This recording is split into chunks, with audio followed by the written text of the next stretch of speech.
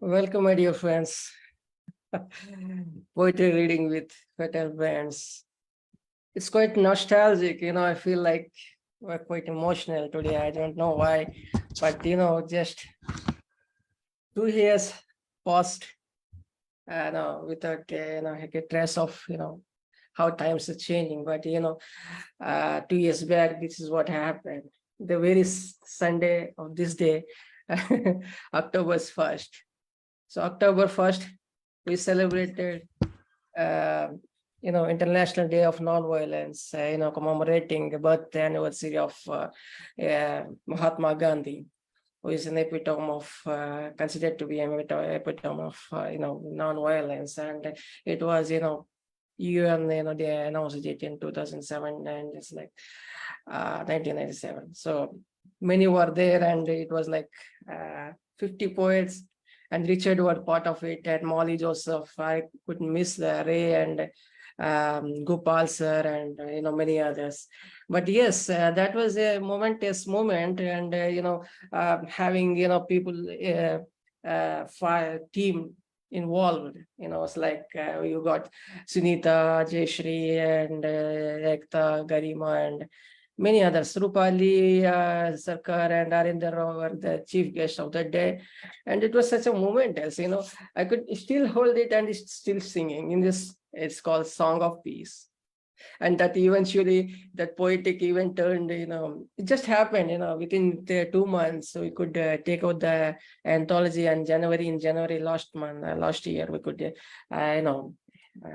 manage to release it on Amazon. But, that may not be openly, but yes, we tried our level best to, celebrate, make it, bring the moment alive. So that was it. Today, maybe I think we could not repeat the same kind of revelation that we had in the last in 2021. But yes, today we could also sing some song of peace, and you could celebrate International Day of Nonviolence, commemorating Mahatma Gandhi, October 2nd, considering is tomorrow. So Richard would be saying something about this, event that we celebrated in 2021, which he is one part of. So Richard.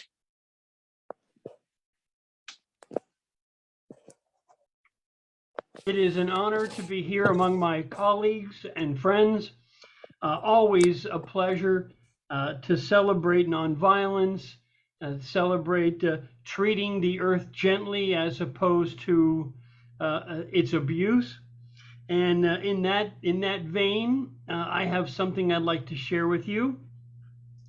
I don't know how closely you follow this particular environmental story, but the the people in charge of Fukushima are about to unleash more tritium tainted water into the Pacific. And I have this to share with you. If I can share screen, I'd like to do that. So here we go. These are all water tanks. They're all filled with tritium and other radioactive treated water. So this is called wetter, not better. They dump those million gallons into the broad, majestic Pacific as if in darkness reigns delight. Let's be specific, it's all done out of sight. Tritium, dear my friend, is heavy, and with all these molecules on the loose, are we really ready? As the genes expressed are jumpy, and the fish scales may yet get a little more bumpy. Fukushima already released, it seems, 14 billions in wasted dreams. Just a drop in the great, great ocean, not hardly enough to stir emotion. China, however, has stopped their fishing, never for their people wishing so much tainted fishing water for their sons or even daughters. Finding their way across the tritium, one more diatom in pollution's jewelried idiom. But say, don't worry, it's nothing, nothing of tritium. 1.34 million tons Well, my boy, you better run. No more beachside are you playing. It's all done. October 5th, they're planning another release. And brother, it ain't easy. They've got plenty of scientists feeling mighty queasy. 7,800 tons already released. Sure, like me, you're probably like it better if they ceased. There's no hoping that we're all too soon not deceased. Tokyo says, hey, it's okay. What the hell else do you think they're going to say? Make a little room. We're human too. You got to wonder what else they got in that bizarro zoo. They don't want that stuff ashore. What the hell else is the Pacific for? Besides, they've already got a cute Godzilla knocking at their old back screen door. What else are those 50 million movies foreshadowing? Akira Ono's got a plan. He'll tell the people he thinks all they can stand, like the hidden radioactive minefield in faraway Afghanistan. And they're glad they can report that fishermen can still catch a batch of radioactive fish. They'll report in widely publicized, glowing, subsidized dish. You'll be glad they'll eat those fishes. Putin will place them in his frenemies' dishes. Those fish are subsidized in exact proportion to the genetic factors that'll cause distortion. Purposeful scientists have long been found to bury unfavorable data safely underground. The UN says it's all cool, subsidized by the nuclear players. Hey, so what else would they do? Greenpeace isn't really surprised. They've seen a lot of this exact kind of lies. 1 million tons already released, but nobody's seen a three-headed beast. And they all heaved a heavy sign of relief when nobody complained or gave them grief. Yeah, they got some angry calls, some eggs were thrown, but like when in Davy Jones's locker it was placed, nobody's home around the place. Tritium levels will randomly be monitored, although from a good distance will they saunter. Too many distracted facts might show a little more than they'd really like us to know. Some really interesting realization on tritium will grow. Buying iodized salt, say some, will beat the Fukushima drama of radiation's heat. So radiation danger they would avoid, though officials are overhearing it were badly annoyed. Not enough known, the doubters say, and with 30 years of dumping plan, hey, what's in play? Well, industry-funded scientists will never find the kind of data their bosses leave behind, and it'll all escape through a tunnel a kilometer off. When asked about effects, the scientists scoff, but in a secret cavern nearby, Gojira laughed. That's enough.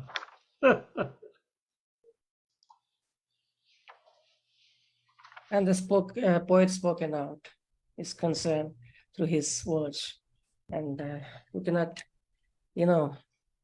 building up uranium and kind of thing, environmental hazards and many other things. But we cannot, ignore the fact that, we are rising the warfare and we are building up the things. And I don't know. But yes, Richard, thanks for, shouting out. My pleasure. Namaste. Namaste. Yes, friends, you are allowed to, read out your poetry for 3 minutes, and you can present it in our own, say mother tongue and English. And if you are non-speakers, you could just present 2 poems. And if you are, it's like mother tongue and English. And if you are a native speakers of English, you could present 2 poems of English. So, or else you could just straight away present here in mother tongue itself. So that is it. And now coming across to our next poet, let me call upon our next poet, who is, yes, of course, Dr. Molly Joseph. Please welcome Dr. Molly Joseph. And please share your, about this, the celebration that we had, and you could just. Good evening from this part of the world, my dear friends. Thank you, Prasanna, for inviting me. Today being October 1st. October 2nd, we Indians celebrate it as the birthday of that great visionary Mahatma Gandhi, the father of our nation. And it was Einstein who said of him, Albert Einstein, who said, it is very difficult to believe that such a person with flesh and blood walked on the surface of the earth. Yes, such a great, great man, great mind he was. And actually, his thoughts are in our DNA. When Rick put it, how nonviolence happens, even towards the flora and fauna, and how even it persists still in Afghanistan, still in Ukraine.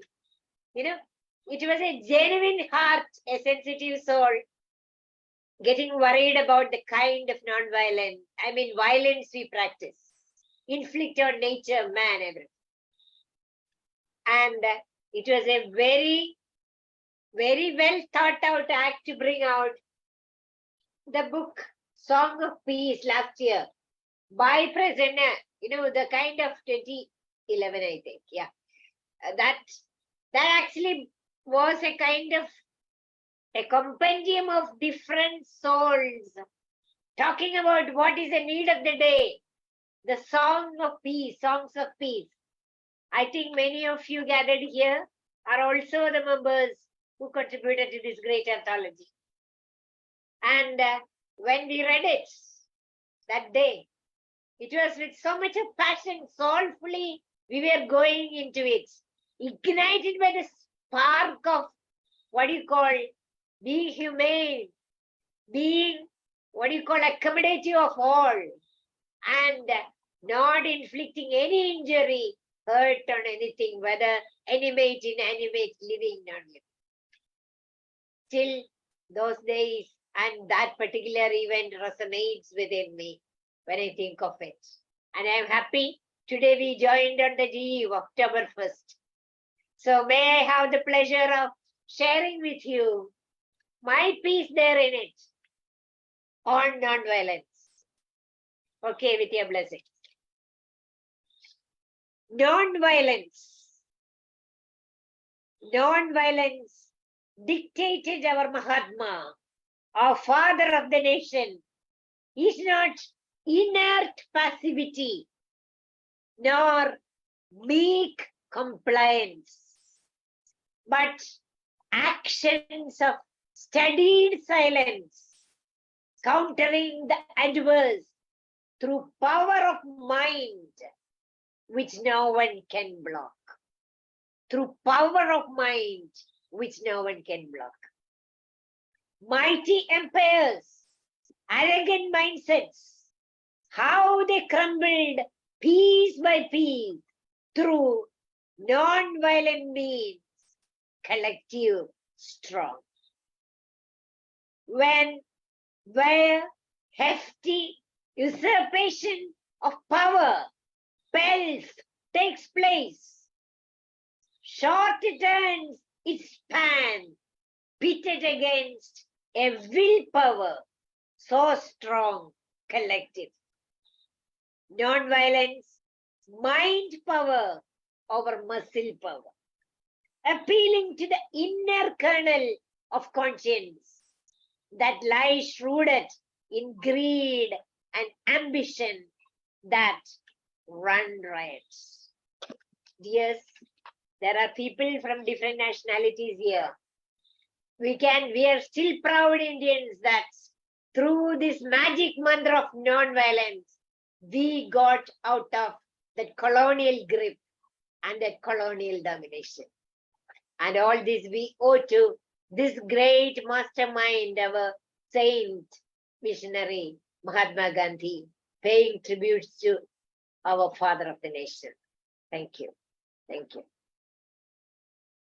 That was very befitting, ma'am. Thank you. Thanks for coming, and thanks for sharing your view and getting your memory back then. Thank you. Thanks for joining. And that was Molly, Dr. Molly Joseph, for you, my dear friends. Let's move on to our next poet. Our next poet is joining us for the first time, Saglh Berkinalieva from Kyrgyzstan. Sorry, I cannot pronounce. Saglh, please. Yeah, no English. Yeah, poet Kyrgyzstan. Yeah, you could share in your mother tongue. Yeah, no, yeah, Russisch yes, English no. Yeah, you could read it in Russian language in your mother tongue. Go ahead. Russisch yes? Yes, Russisch. yes. Go ahead. Yes, Russisch, да? Mine poems Русиш. Я поэтесса из Кыргызстана. Меня зовут Saglh Berkinalieva. Я живу в Кыргызстане. Я поэтесса, член Союза писателей Кыргызстана, член Союза писателей России и Евразии. Я хочу вам прочитать стихотворение про свою лирику. Это называется лирика «Чувство под именем Вы». Чувство новое, ярко-алое, в сердце вспыхнуло. Это вы. Я шальная, все небывалое, и не боюсь терять головы. Чувство легкое, как лебяжий пух, сердце бередит. Это вы. Белой бабочкой мой мятежный дух весело порхает среди листвы. Чувство теплое, словно дождь весной, словно солнце луч. Это вы. В небесах парю, образ ваш со мной. Вижу вас среди синевы. Белым облаком навстречу вам лечу, не страшась недоброй мольвы. Вам слова любви посвятить хочу. Мой волшебный стих, мой волшебный стих, мой волшебный стих. Это вы. Thank you very much. Thank you very much. Спасибо. Я всех вас люблю. Thank you, Saglh. Thank you for joining. It was such an honor for us to be having you, and it was lovely. We could understand through your gestures. So beautiful. Thank you for coming. And that was Saglh from Kyrgyzstan. Give it up, my dear friends. Let's jump on to our next poet. Our next poet is our mentor of the Fatal Branch, who was the chief guest on that non-violence day, which we celebrated in 2021, that it eventually turned into Song of Peace. And please welcome Dr. Roopali Gaur. Good evening, dear friends who are poets. Today is a very special day because tomorrow, of course, as Dr. Molly Joseph has already told you, that we celebrate the birthday all over the world of our great Mahatma Gandhi. He was a very ordinary man called Mohandas Karamchand Gandhi, but he did extraordinary things. And so when my poem is a little satirical because, when the king wears the crown and the Mahatma removed all his clothes and got into a loincloth, and he was called the naked fakir. And when he was told at the round table that you're a naked fakir, he said, I represent my people. So today, when you see leaders from poor countries enjoying themselves at various conferences and meetings, and the people are poor, you realize what a great man he was. So this poem is called The Naked Fakir. Kings and queens, burdened with crowns, studded with diamonds, covered in ermine fur and velvet, walked slowly into the room. This was the Round Table Conference in London. Their cloaks lined with gold and pearls, lifted by many hands. They couldn't walk and without the help of others.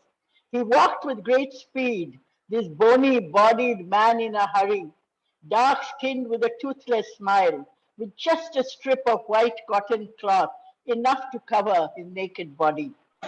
You are the naked fakir, shrieked kings and queens and courtiers. They who could not walk without help, they who needed help to hold on.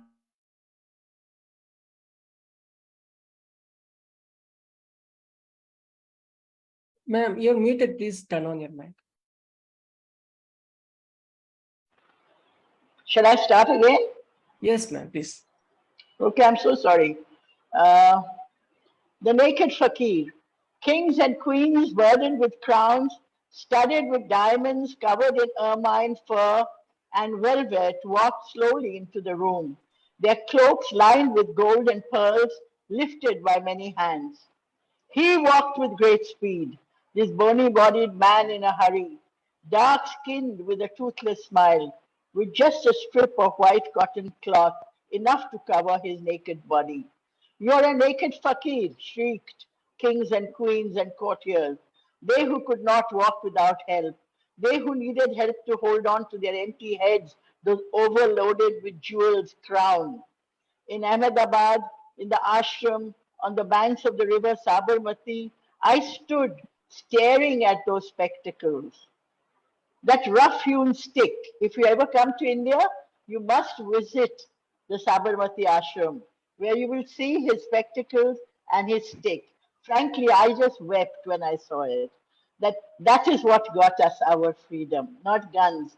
That rough hewn stick he had used to walk his frail body, those miles he walked to Dandi where the heaps of salt they churned, those men he led, those sticks which rained down on his back, that bone breaking pain which flailed him down, now made the tears roll down my face.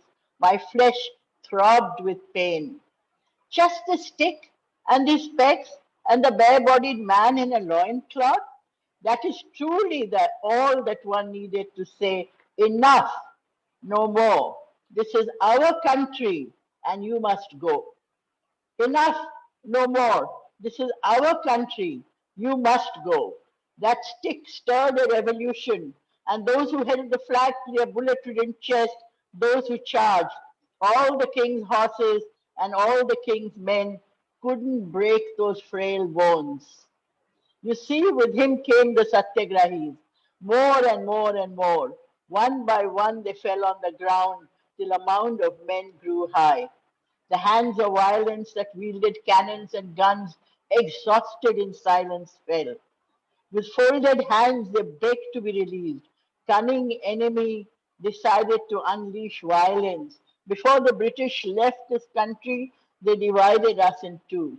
We have Pakistan and India, and we continue to, uh, sort of carry on that kind of animosity. They cut our people in two and let it bleed forever. Let us not remain strangers forever. Let us work for peace again.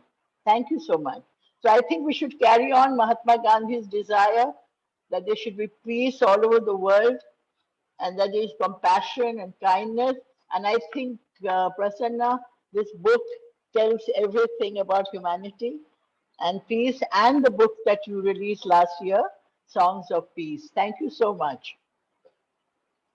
Thank you, ma'am. Thank you for taking us back to the history and recalling those moments. Really, it's it's very eventual, to be talking about Mahatma Gandhi and his a very contribution. stirring and historical poem, Dr. Roopali. Thank you so much. I applaud you for such a beautiful poem.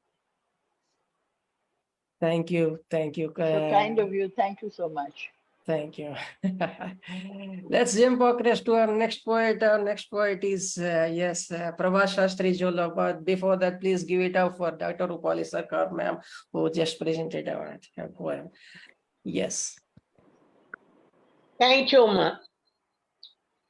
Good evening to everybody. First, I will read one slokam. Then I will read small Telugu poem. Okay? Kirtihi purusham loke sanjeevayati matruvat akirti jeevitam hanti jeevitopi శరీరిణః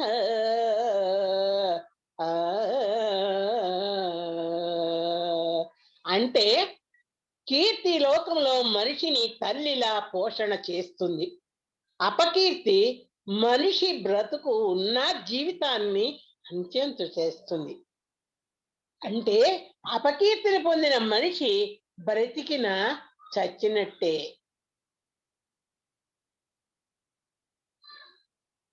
Now I will read my poem. That name is గోతులు తవ్వకు. గోతులు తవ్వకు. మనిషిది దిట్టమైన మనస్సు. మనిషిది దిట్టమైన మనస్సు. చంచలమైన కోతి. చంచలమైన కోతి. ఓ మనసా, ఓ మనసా, అల్లరి చెయ్యకు. కనిపించినది అడగకు. కనిపించినది అడగకు. నిరాశలు నింపకు. దుఃఖం ఇవ్వకు. దుఃఖం ఇవ్వకు. పంతం పేచి పెట్టకు. బాధలు కల్పించకు. దురాశాభావం పెంచకు. నిత్యం నిత్యం పరుగులు పెట్టకు. ఆలోచనలకు వదలకు. ఆలోచనలను వదలకు. మంచి చెడు గుర్తించుకో. మంచి చెడు గుర్తించుకో. అన్నీ కావాలని సంచారి కాకు. సంచారి కాకు. ఎద పాత పేజీలు తిప్పకు. ఎద పాత పేజీలు తిప్పకు. మనసుపై దాడి చెయ్యకు. నిత్యం దుంప త్రెంచి దున్నకు. అబద్ధాలు నేర్పకు. అబద్ధాలు నేర్పకు. వాడిన మదిని ముక్కలు చెయ్యకు. ఆశలు చిగరనీయకు. అతి ఆశ గతి గోవింద చెయ్యకు. అతి ఆశ గతి గోవింద చెయ్యకు. మట్టిలో కలిసిపోవాలని వెనకాల గొయ్యలు తవ్వకు. వెనకాల గొయ్యలు తవ్వకు. ఏదో ఇలా జీవితం సాగని. ఏదో ఇలా జీవితం సాగని. చాలు నాకు ఈ జీవితం. చాలు నాకు ఈ జీవితం. నమస్కారం. How is my poem? That was Prasanna, you can tell them. that was brilliant, ma'am. But the thing is how much you could follow your. It's a kind of what do you call? It's a very inspiring. So Padmavati ma'am is there. How could we miss her? Padmavati Yeah, let's madam go. is there. Oh, very good. Padmavati. Good evening. Sorry. Good evening, Very Prabha happy. ma'am. Good evening. Namaste. Yeah. Namaste. No. Good evening, ma'am. You just call me by name, ma'am. No need to say No ma'am and problem. all. Okay. Yeah. Yeah, even Prasanna could understand Telugu very well. I know that. Okay, let me briefly, translate in English. The first shloka she spoke about here, the greatness that we get because of our work or, the incidents that we come across or whatever we do. Either you do any job, you get some name and fame from the society. So the person who gains or the person who receives awards and the name, great name and all, they can live very happily and peacefully. But a person who does not get such type of good name, actually she wants to talk about a good name, like a good human being, you get a good name, then you will be able to live peacefully. Suppose you get a bad name, that thing will be there in your mind all the time, so that you cannot, live happily. Am I correct, Prabha ma'am? Yes, madam, you are correct. Very nice. Chala baga The chepparu. next. Okay, thank you, ma'am. And the next poem she was talking about, she was just speaking to the soul, our mind. She is giving so many instructions to the soul that the soul should not make us walk in a wrong path, or the soul should not give us some sad moments in the life. How is it possible? This is not at all possible, but her wish is like that. Okay. And she says to the soul that, it should not give her any, happenings which make her feel sad, and she also wants the soul to give her complete happiness, satisfaction in life, which is very impossible. Every one of us will have some sad moments and all. And so many things like that she started telling that. Yeah, she wants the soul to give us happiness, peace, but not difficult moments in life. It's That quite an situations. inculcation, kind of, with a kind of righteous path to us, but it is quite hard to follow the, principle. Even in Telugu, Telugu films, when we talk about in 60s and 50s, those songs, there is one poet called Atreya, maybe you must be knowing.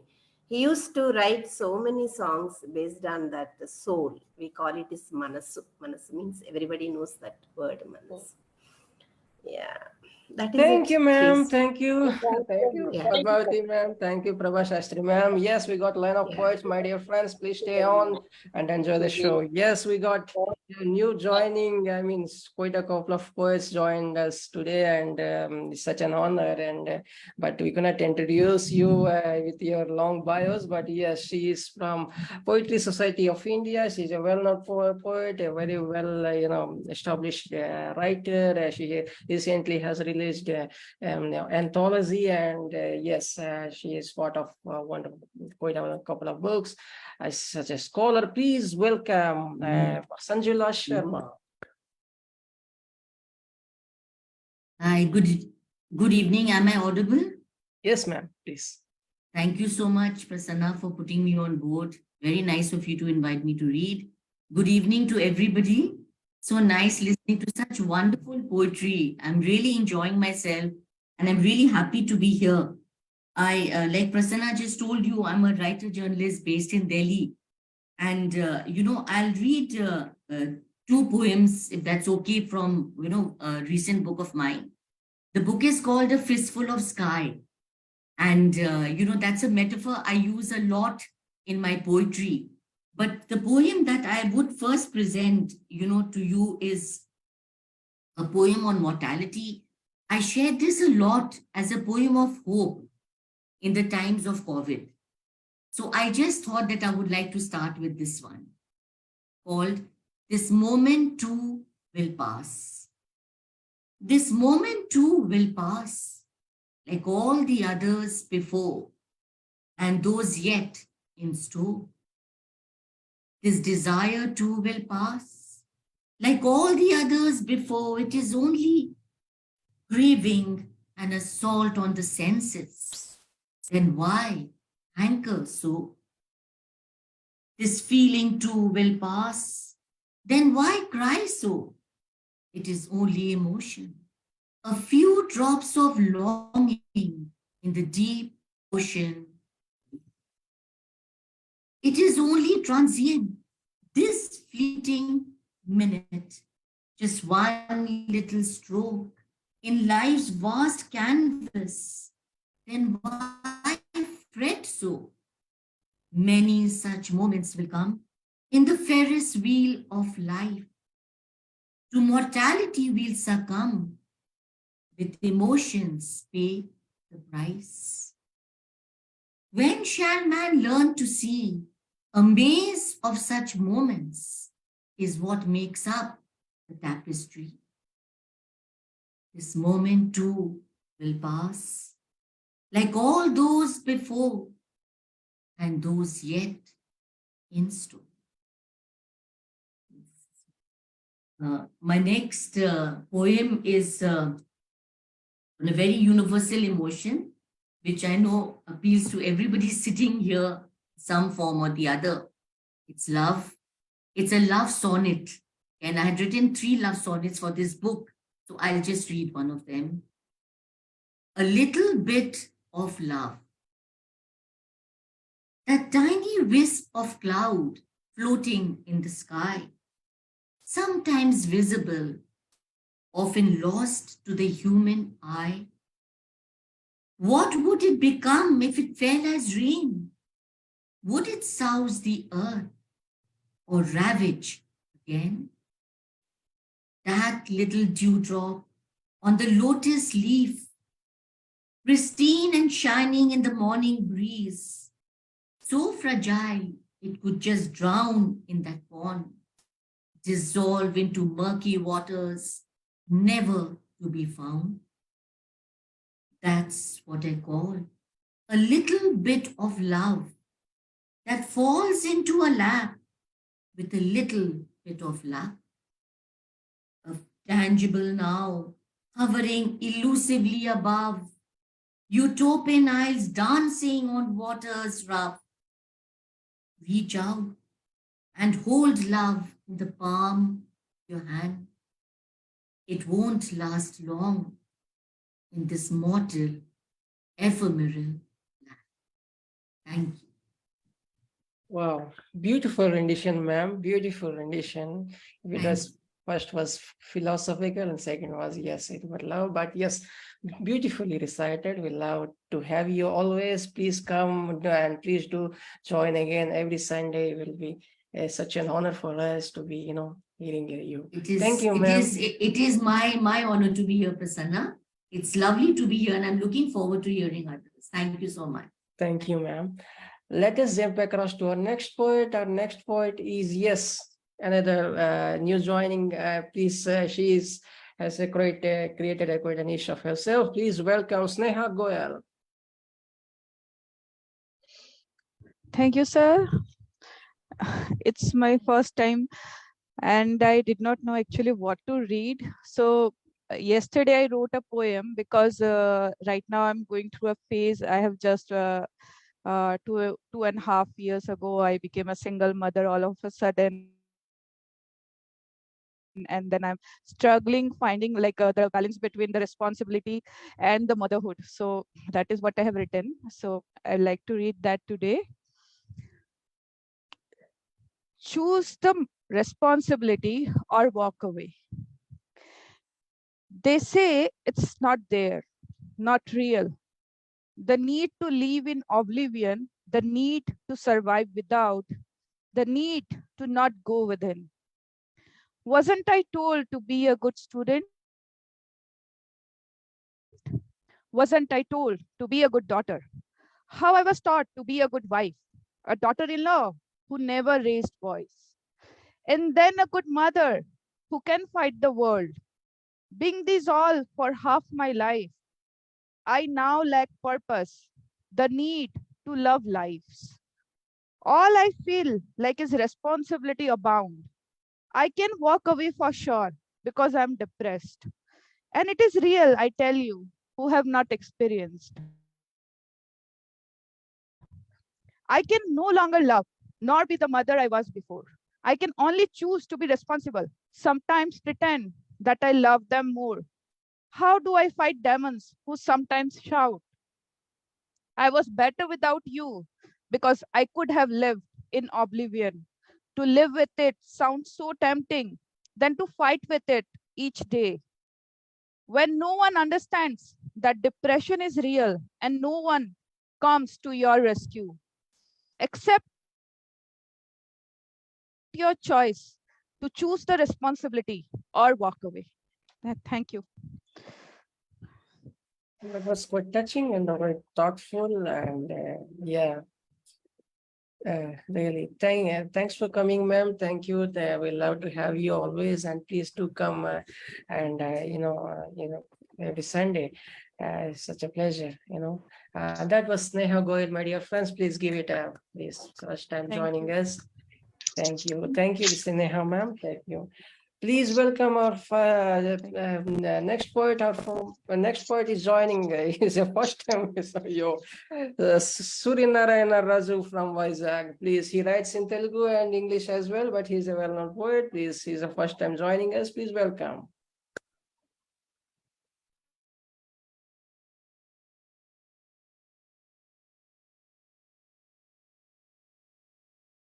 Yes, sir. Go ahead, please.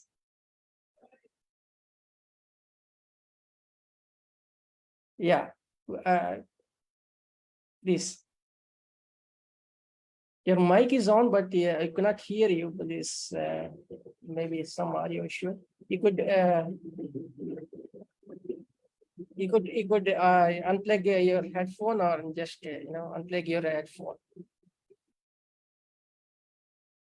You could remove the headphone and you could stop talk directly into the mobile or other device. Please remove your headphone. Maybe that is troubling you. Yes.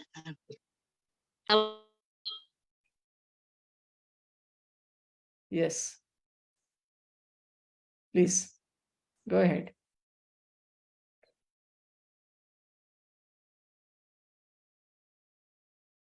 Sorry, we can't hear you. Please try to log in, log out and log in, and maybe you can, in the meantime, you could fix that up. And meanwhile, I could ask some other to, recite a poem. So please welcome. Good evening. Good evening, everyone. Good evening, Yes. everyone. Yes, please. Go ahead, ma'am, please. Good evening, everyone. My name is Nur Hayati. I'm from Jakarta, Indonesia. Yes. Thank please. you for time. My first time tonight, I will write a poetry by Rissa Churria. Coffee. Rissa Churria. First coffee at first night in Paris. Warm my body, refresh my mind, boost my soul. As for tomorrow, I will walk along the street row. To know you? Merci, monsieur. Merci, monsieur. For the lovely coffee. For the lovely coffee. For the lovely nights. CUQ Hotel, 9 December 2016. Thank you for your attention. Wassalamualaikum warahmatullahi wabarakatuh. Thank you, Nurhayati, for joining from Indonesia. Thank you. That was a lovely poem. So that was Nurhayati's, my dear friends. Please give it up. Thank you, Nurhayati. Please. Thank you. Please welcome our next poet. Our next poet is from, joining after a long gap. So please welcome Narinder Jit Kaur. Hello. Good evening, everyone. Can you hear me? Yes, ma'am. Please go ahead. Yes, I am coming after a very long time, and there have been some reasons. And there's been a good news, there has been a bad news. 2 months ago, our area was caught up in the flash floods, and our house got about 3 feet water, and we had to leave our house for 2 nights and then come back, and then so we are just trying to settle down and correct the things that is the damage that has been done. But the good news is that, as I told you last time, that my book of short stories was coming up. So now the book has come out and it's here. It's Icicle, a collection of short stories, and I hope my readers who will read it, they will like the stories. Now the poems, I'll read 2 poems. One is that, like tomorrow is Gandhi Jayanti, and as we all know that Gandhiji has always given a message of peace and non-violence. Yet we find that the world is torn into war, animosity, bloodshed. And I had written a poem in 2018, and even schools are not spared. There have been some incidents of shooting in the schools, killing young children. So in 2018, when there was an attack in a school in Kentucky, so I had written a poem, but I was just going through Google, and even in 2023, there had been some incidents of shooting in the schools. So this is the first poem. Look at those innocent eyes, deplete with infinite dreams. now forcibly shut at gunpoint. Please stop those dreams from bleeding deep down in the graves. Why? Why these angels of God targeted here, there, everywhere? Kentucky, Florida, or Peshawar near home. These divine souls, their heavenly purity intact, those little promising feet had miles to go. To scale the unscalable heights, these little hands to shape their futures, those are eyes now in eternal sleep, once shone with the prospects of their sire's pride. If only I can wake them up, tell them it was just a joke played by insanity of an equally mad faith. Tell them to rise from their deep abodes and rush back to their parents' lap and go about the business of life as if nothing has happened. If only I could tell them. So this is the first poem. And second poem is on love, that was published in the Kavyakum anthology that we had, right? So this is varied hues of love.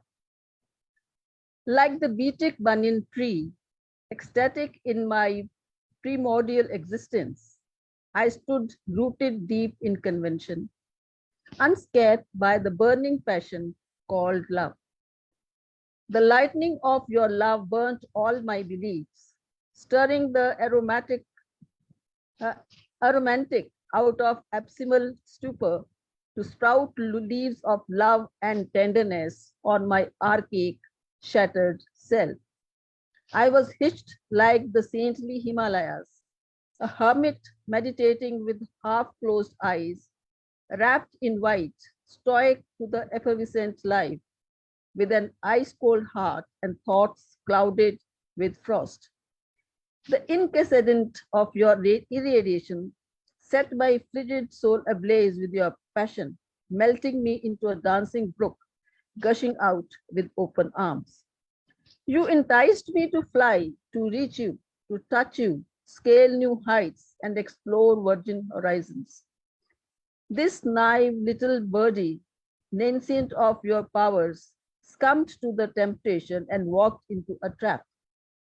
Like Icarus, I yearned to hold the sun in my hands, but my wax wings deliquesced in the heat of your power, and I fell on my face, belittled and humiliated, while you stood at the zenith with a smirk on your face.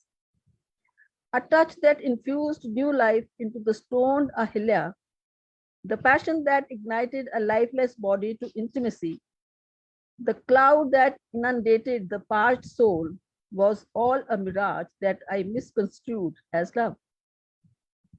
Yet the hope of resurgence engulfs the fading senses. I die every night to be reborn as morning dew, a resurrection to take the word anew. New desires, a vision of a new me, new you, in the patchwork of light and shadow. When gray night merges into bright morn, a serene silver moon embraces the melting sun. Blood rushes to the cold, numb veins. The keening soul cries for love, long lost. When tranquility and quietude prevail, with mind placid and heart serene as the sea, the forsaken mermaid rises to the azure waters, looking for your propitious hand to lift me to eternity. Thank you so much. Thank you. That was so beautiful, ma'am. That was so beautiful. Thanks for joining, and thanks for your, congratulations on your new anthology. Thank you, sir. You could share the link in the chat so that people could, sir నేను వేరే మొబైల్లో participate చేస్తాను, వేరే మొబైల్లో link చేశాను, చెప్పొచ్చా? Yes. Suryanarayana రాజు Vizag. Yeah. వినపడుతుందండి? Please mute your mic. And yes, my dear friends, I was telling that, Narinder Jit ma'am, you could share your whatever link, book link or whatever it is, it in the chat box so that people could, they click the link and they could follow you. So thank you, Narinder Jit ma'am. Thank you. Thanks for coming and thanks for sharing your beautiful poem. So that was Narinder Jit, my dear friends. Please welcome our next poet. Our next poet is, yes, Christopher T. George. Please welcome Christopher T. George. Okay, let me see if I can do the share screen here. Yeah. Yeah, okay. Here we go.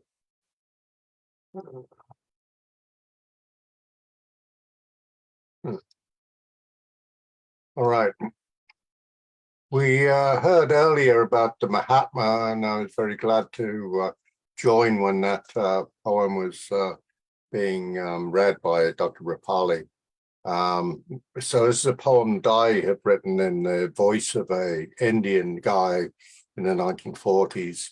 This was published in the Times of London, India, 1942. No one I know ever stopped a train.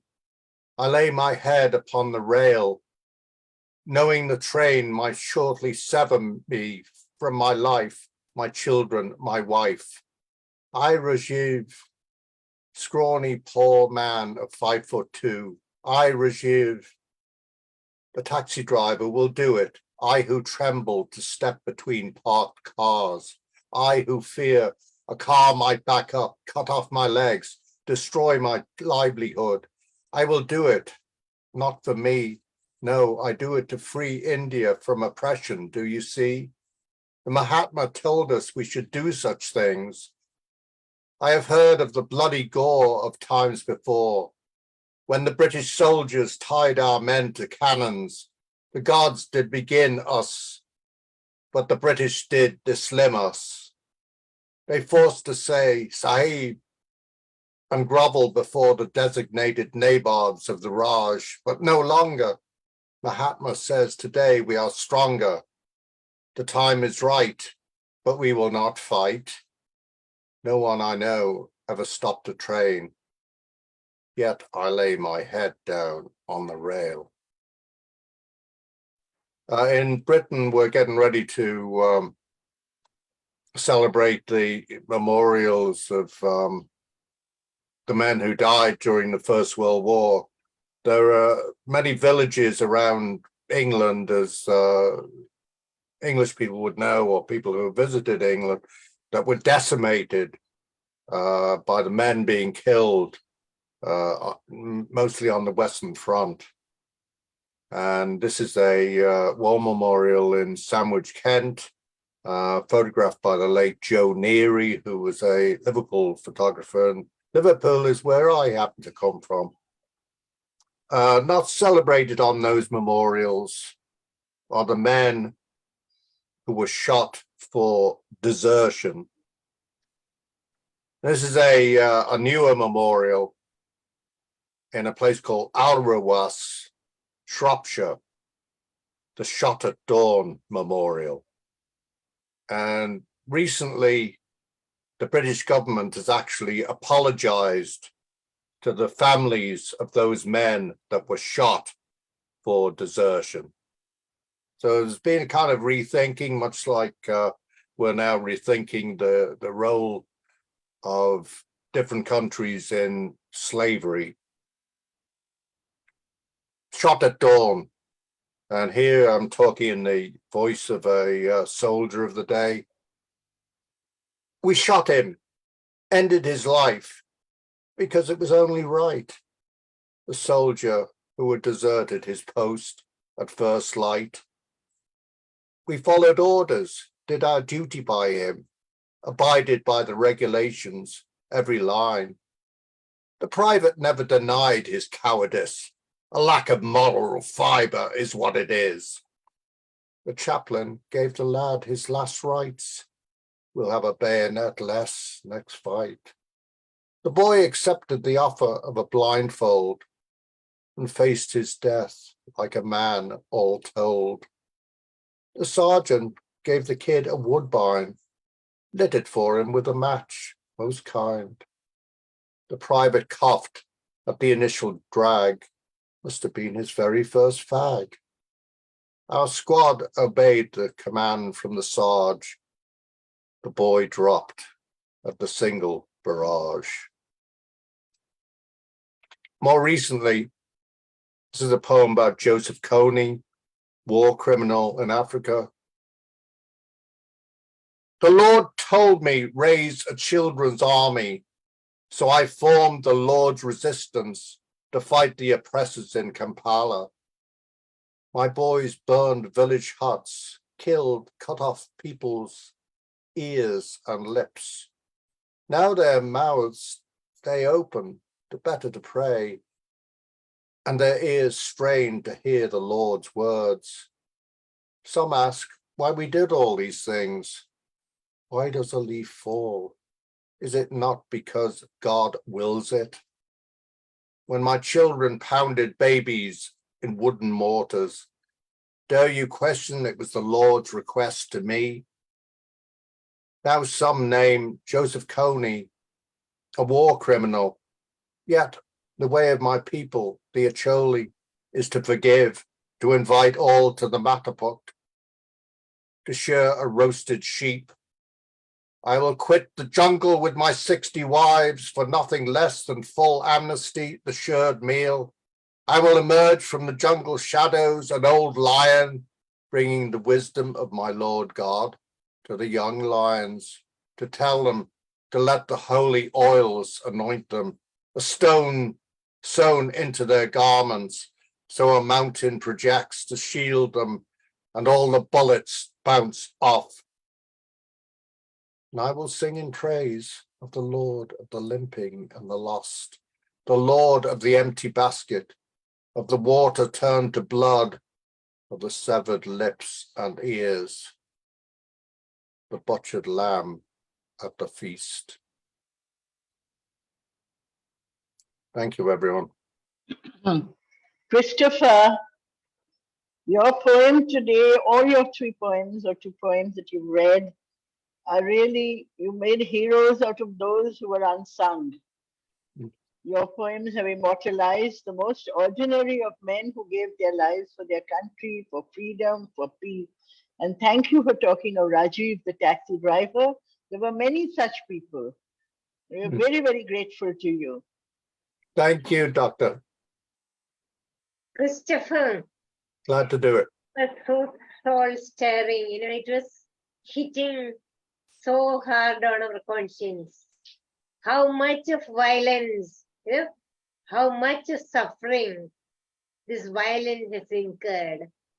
How well you put it to the picture and through the right poems written by the people who were in the grips of suffering. Oh God. Thank you. Thank you so much. Thank you, Christopher. You made us speechless. And Christopher, being a historian, he very well depicted. Let's go to Lantern. Lantern, please. Thank you. Right. Oh, where am I? Here am I. This piece is called Unveiling the Glimmer of My Identity.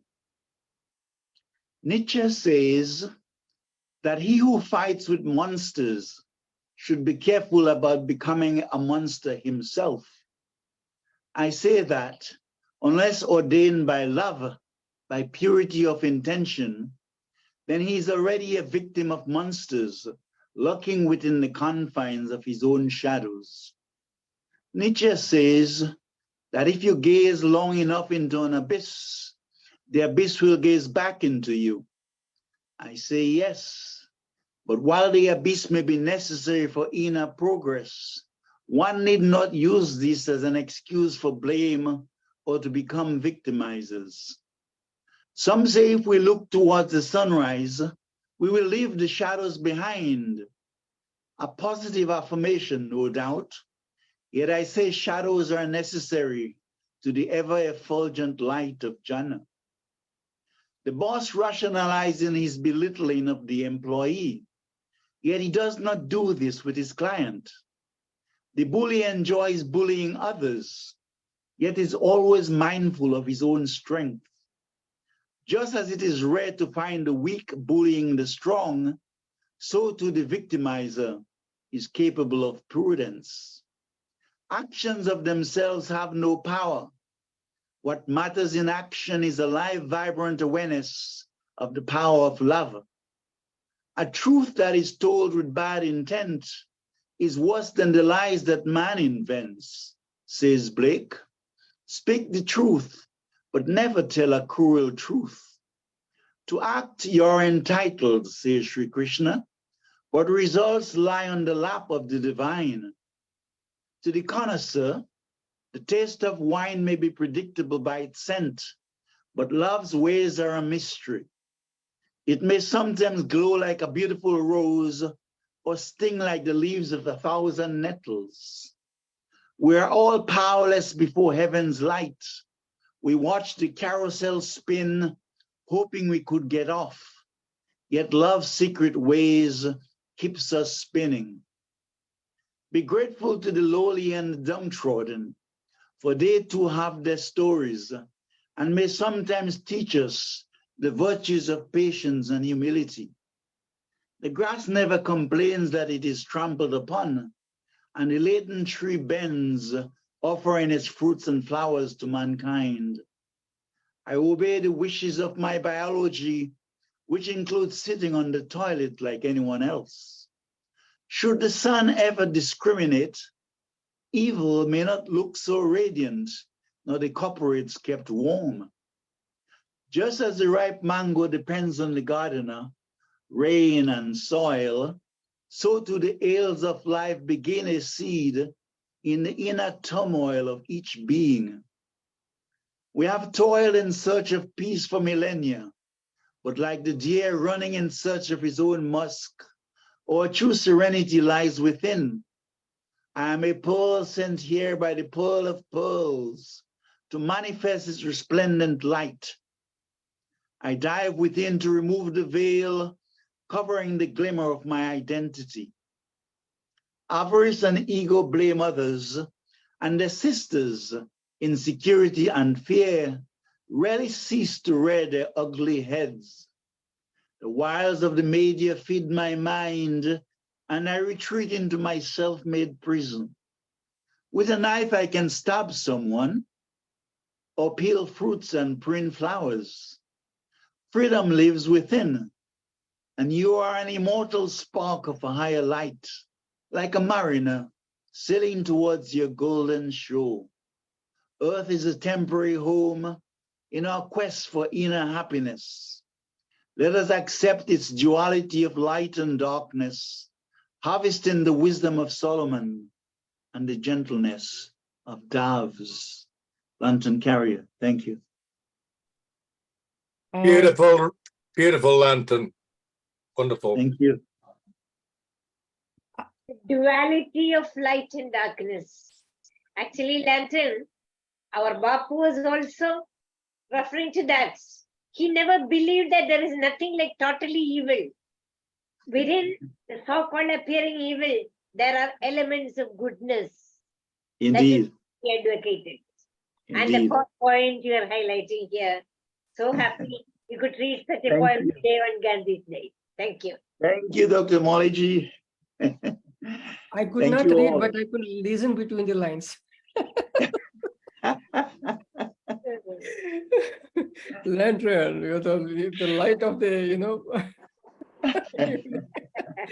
Thank you, thank you. That was Lantern, my dear friends. Please give it up. Next up is, yes, why Suryanarayana Raju? Yeah, you're ready. Yes, please, go ahead. Yeah. I am Suryanarayana Raju, Vizag. Yes. వినపడుతుందండి వినపడుతుంది.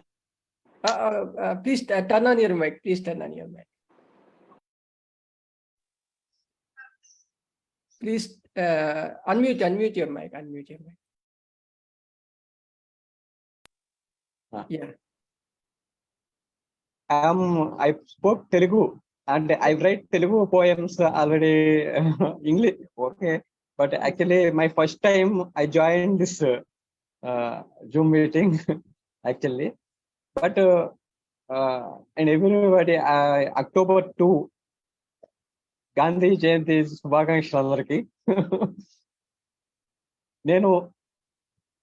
నేను చెప్పబోయేది ఏంటంటే జీవిత సౌధం అండి. జీవిత సౌధం అంటే మనం everybody life dream one of the big home in own house. How to construct the own house in our internally. That is in Telugu language I can say you. జీవిత సౌధం మనోధరణిపై దృఢ సంకల్ప పునాదులతి. మనోధరణిపై దృఢ సంకల్ప పునాదులతి. కల్మషం లేని సంస్కారాన్ని కాంక్రీట్ గా వేయి. కల్మషం లేని సంస్కారాన్ని కాంక్రీట్ గా వేయి. సహనాన్ని స్తంభాలుగా నిలబెట్టు. సహనాన్ని స్తంభాలుగా నిలబెట్టు. గుణాన్ని గోడలుగా కట్టు. గుణాన్ని గోడలుగా కట్టు. అహం లేని పటిష్టతను పెంపొందించు. అహం లేని పటిష్టతను పెంపొందించు. అనుభవాల ఆత్మజ్ఞానంతో ఇంటి పైకప్పును నిర్మించు. అనుభవాల ఆత్మజ్ఞానంతో ఇంటి పైకప్పును నిర్మించు. చిరునవ్వుల వెలుగు జ్యోతులను అన్నింటా పెట్టు. చిరునవ్వుల వెలుగు జ్యోతులను అన్నింటా పెట్టు. దుఃఖపు చీకటిని తరిమి కొట్టు. దుఃఖపు చీకటిని తరిమి కొట్టు. ఆత్మీయతను అందరికీ పంచుతూ అందమైన నీ జీవిత సౌధంలో అనుక్షణం ఆనందంగా జీవించు. ఓకే అండి, ఇదే అంటే మన ఇంటర్నల్ లో కూడా మనకి ఒక కన్స్ట్రక్ట్ చేసుకోవాలి. మన అంటే బయట హౌస్ ఎలా ఉంటుందో మన ఆత్మలో మన ఇంటర్నల్ కూడా మనం ఆ విధంగా చేస్తే మనం ముందుకెళ్ళగలం, ఏదైనా సాధించగలం. మన యొక్క ప్యూరిటీ అనేది అలా బయటపడుతుంది, ఉన్నత వ్యక్తిత్వం అనేది పెంపొందిస్తుంది. అది. Thank you very much. Thank you very much. Thank you, Razuji. Thanks for coming. That was about a building of a character of a person. So, it's like, can sum it up. But thanks for joining. Thank you, sir. Thank you, Up sir. next is Laxman Rao. Please welcome Laxman Rao. Laxman Rao. Yes, sir. Thank you. Good evening, one and all. I hope I am audible to you. Yes, sir. Yes. Yes, sir. So I was not prepared for this Mr. Gandhi's day, that is which is tomorrow. But again, just given the time and space, I could do something here. As you know, Mr. Gandhiji has written several books and he has written several political writings. So here is one of his quote by which I have derived a poem just now. Okay, this quote says like this: first they ignore you, then they laugh at you, then they fight you, then you win. This is a quote by Mr. Gandhiji. So based on this quote, it's not a political quote, it's not a quote with the struggle of freedom movement. Neither it's a quote related to any of the consequences might be or may not be. But when we read this quote, we can connect to our daily lives, or in the sense any situation or any circumstances, any problem here and there, we can connect to this quote very much readily, in the sense we without any rejection, we can connect to this very quote. This is what I mean to say. So when it comes to this quote and the poetry, how is that I'm interconnecting this quote with poetry? This is what my poetry is all about today. So I would like to read this quote again so that you can connect to this poem. First they ignore you, then they laugh at you, then they fight you, then you win. So this is a quote by Mahatma Gandhiji. So here's my poem with related to poetry. So I just want to give a prelude here. The thing is, even poets, when we write something, it's not easily accepted by that fellow poets. There's a rejection, there's a deviation to it, it's not being accepted, acknowledged, or agreed upon. So here it goes, my poem. The poets say the same with their verses. First, they're being ignored by their fellow poets who discard and destroy the aspirations of spring, who laugh at their show of fanatism, for they wish to be in their style, whims and fancies. The thing is, the other poets expect you to be in their own style, in their own way of fashion of writing. So this is what I mean to say here. In the next verse, I mean to say like, they might not fight, they might not fight, yet will argue with their minds. There's a conflict with conscious and conscientious. While there's a debate and a discussion, they may accept within, yet won't acknowledge it outright.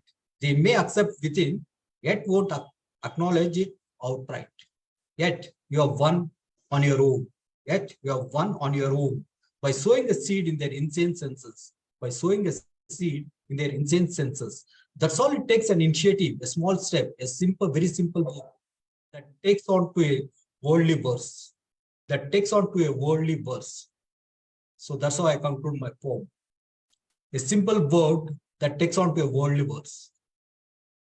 It's always brilliant, sir, with your, kind of take on your poems, and it's just so brilliant, I would like to have your, listen, and thank you for taking it in. It's just like how I related that quote to poetry. Indeed, sir. Simple. Thank you. Thanks for coming. Let us go across to our next poet. Our next poet is, yes, he's a war veteran. Please welcome Gopal Purdhani.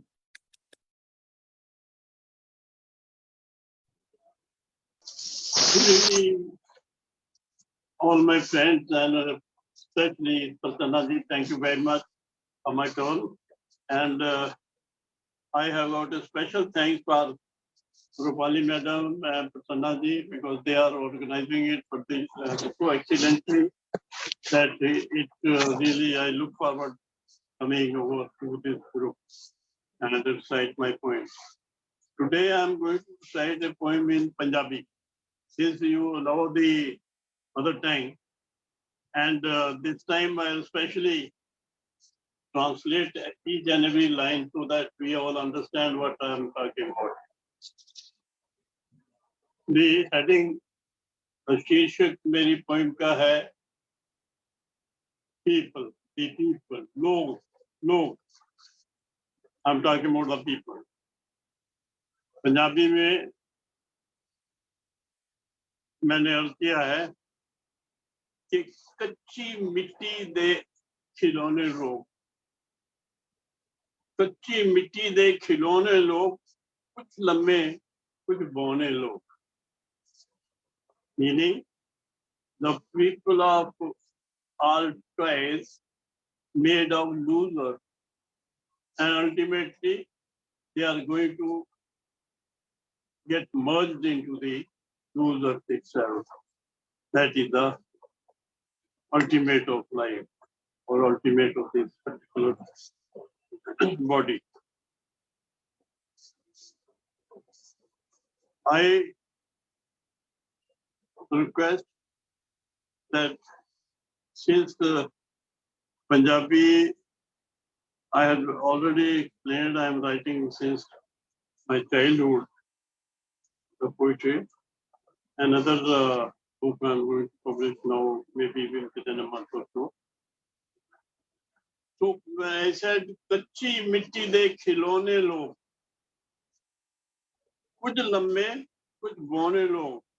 The people are toys of the loser. They are people who are very powerful. They got lots of resources, and there are other people who are weak, who are poor, and who are called the common men. Common men are all of us. And what is the difference? It says the lamya dete vade shamyane. बोनिया नू ना कोई पहचाने, सब दे लंबे दूर ठिकाने, कुछ दे दिना दे पुराने लोग. Meaning, लंबिया देते बड़े शम्याने. The powerful people have a lot of resources, all the resources. बोनिया नू कोई ना पहचाने. The poor people, the common people, they've got no facilities, and they are some very, very insignificant. Sabde lambe do ठिकाने. Everyone has to go to a place of no end, from where they can't return. कुछ दिना दे पुराने लोग. We come here only for a few days, And as I said, Kulone Lok, we lay like toys in the hands of the Almighty, and then we depart.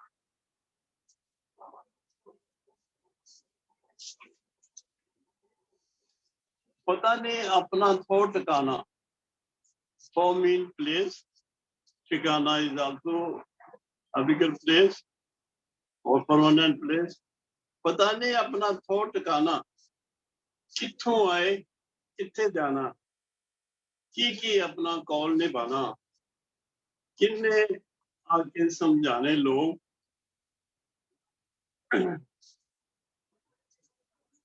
मिट्टी दे खिलौने लोग कच्ची मिट्टी दे खिलौने लोग पता नहीं अपना थॉट ठिकाना.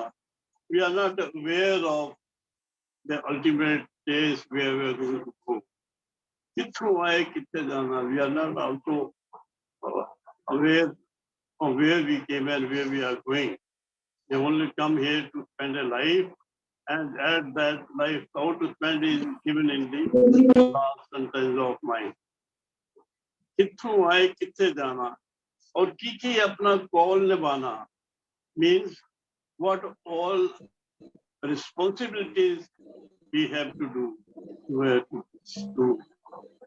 And किन्ने इन्हां लोकां नूं समझाना कौन आएगा? Who will tell these people what are your duty, what you came in, where are you going, and what is the purpose like? इस जिंदगी दा मकसद एक. Now I'm talking about the aim of the life. इस जिंदगी दा मकसद एक.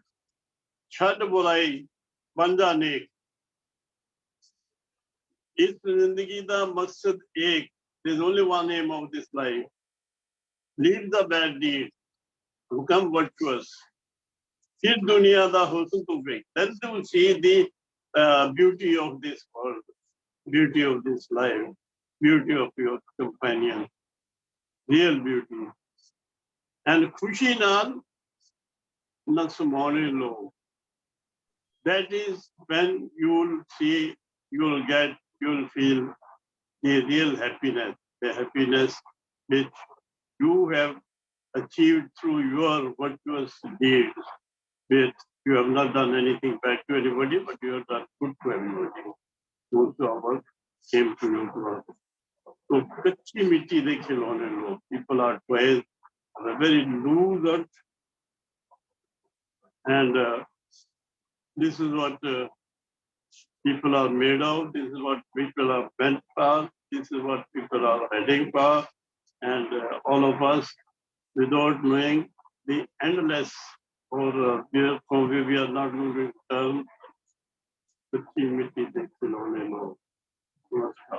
Thank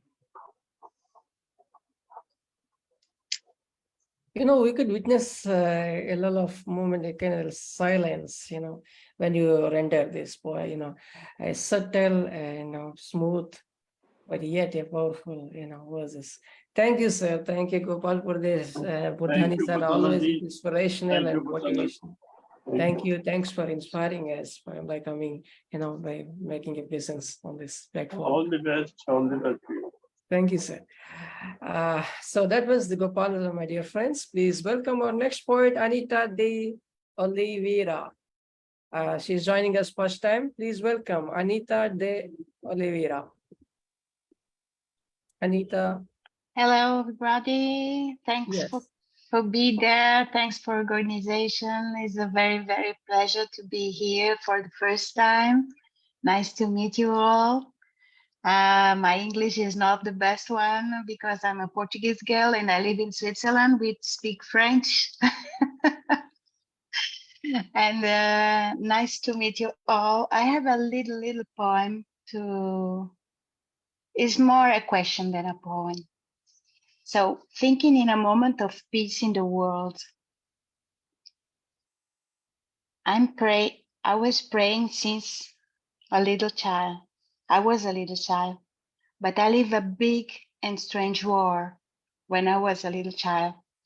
In Africa, my land, my home, I meet many persons, and in their eyes are so kindness, were so nice, but they have in his hands, guns, because it was a war. It's a war. Because someone decided what was wrong, what was good. And now I still praying like I was a little child for a peace. No more war in the world for many childs, for everybody, for all. Thank you. That was crisp but brilliant. So thank you, Anita. you. Thanks for coming. Yes, we love to have you always, and please do come and you could share in your language, mother tongue as well. So that was Anita. Anita, my Thank dear. you very much. Thank you. Thank you. Thanks for coming. Please welcome our next poet. Our next poet is from the neighboring country. He's a lovely poet, a wonderful human being. He loves peace. So please welcome Rezauddin Stalin. Many thanks, Prasanna Kumar. I also thanks you because you invited me here. This is my second program with you. I want to remember our great leader, Mahatma Gandhi, who is icon of peace, and the whole life he sacrificed for peace. I think that our world is in a very tragic situation. So we are losing peace everywhere, and we are seeing that we are day by day we are going to darkness.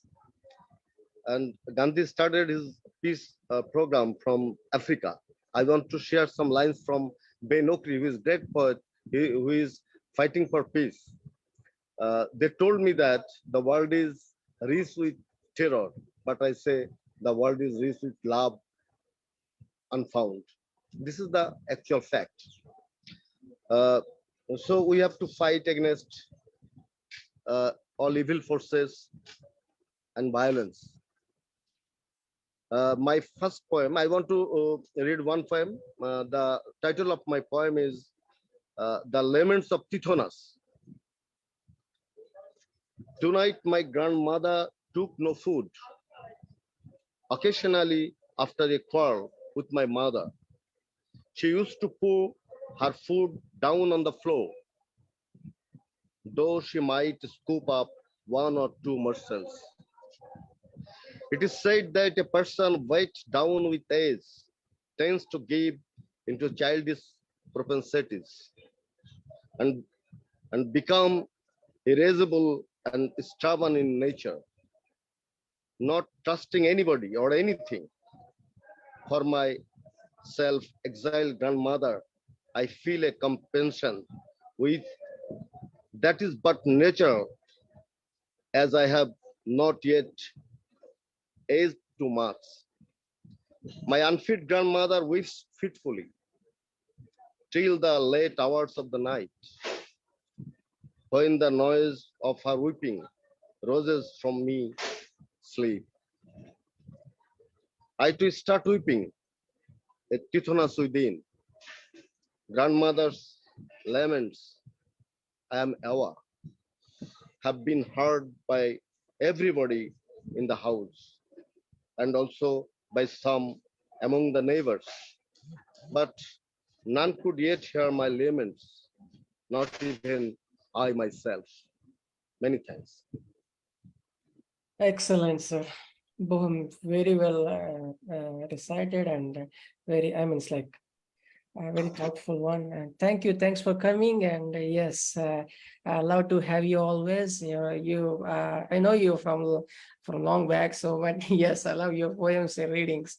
Thank you, thanks for coming. Thanks for coming.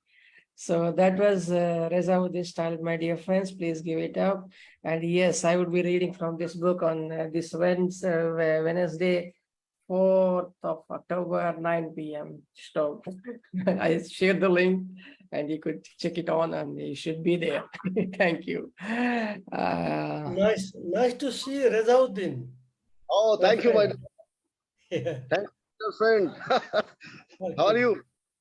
I'm okay. Thank you. We have been joined by Prasanna, a very good brother of mine. He is a good. Very active. He also so. Thank you, Santosh sir. Thank you, Rezauddin sir. Thank you. Please welcome our next poet. Our next poet is Dominic Windram. Please welcome. He's a silent, subtle, very beautiful poet. He writes, short verses. Please welcome. Thank you, Prasanna. Thank you. The first poem I'm going to read is a fairly short one called The Eternal Forms versus Current Relativism. And a brief note about the poem. According to the renowned English romantic poet John Keats, a thing of beauty is a joy forever. Its loveliness increases. It will never pass into nothingness. I begin with this notion of beauty, which seems to mirror Plato's notion of the eternal form of beauty. Beauty punctuates the blueprints of humankind, yet this plastic world masks Plato's eternal forms. Crude particulars have replaced the time-honored designs that echoed like the peal of golden bells throughout the ages. Now the center is missing, yet skies are still blue and trees and grass remain green. Few can now perceive past the here and now. Wisdom is rare in an age where instant information leads to complacent thinking and attention spans of only 8 seconds. Poetry and art perhaps can provide answers, or rather solace, in their colourful, calming, idiosyncratic ways to perennial concerns experienced by the heart and psyche. An ode to beauty outlasts all the crazed scribblings of this lost generation. Thank you. Second poem is called Faith in the Modern Age. I got the idea after viewing The Angel of the North. It's this monstrosity. It doesn't even look like an angel. Based in Gateshead. I think it's a waste of taxpayers' money myself. Anyway, it's called Faith in the Modern Age. This angel stands proud, yet somehow it's out of place, silhouetted by crepuscular skies of the bleak northeast, and its outstretched rusted metal wings just seem to offer contrived grace. It's certainly the half-hearted product of a secular world. It's blind and its blessings are indiscriminate. I prefer nature's subtle yet more profound scenes. I often watch autumn leaves as the wind blows them pointedly across stern black cemetery gates, for they offer a perspective that this rapacious modern age seems to always miss. No golden cross escapes erosion in time. The Vatican's vast riches don't represent Christ. We may be misled. Each new investigation into the silence that surrounds the heart of faith matters only seems to dredge up more questions. Faith requires Kierkegaard's leap into the unknown. It is the province of ragged poets, dreamers, or exiled prophets, not smooth or calculated or clear enough for cold-eyed operators, nor for the bloodless ways of the pedantic scholar. Small silent prayers speak louder than words amidst the constant din of great roaring religions. Thank you.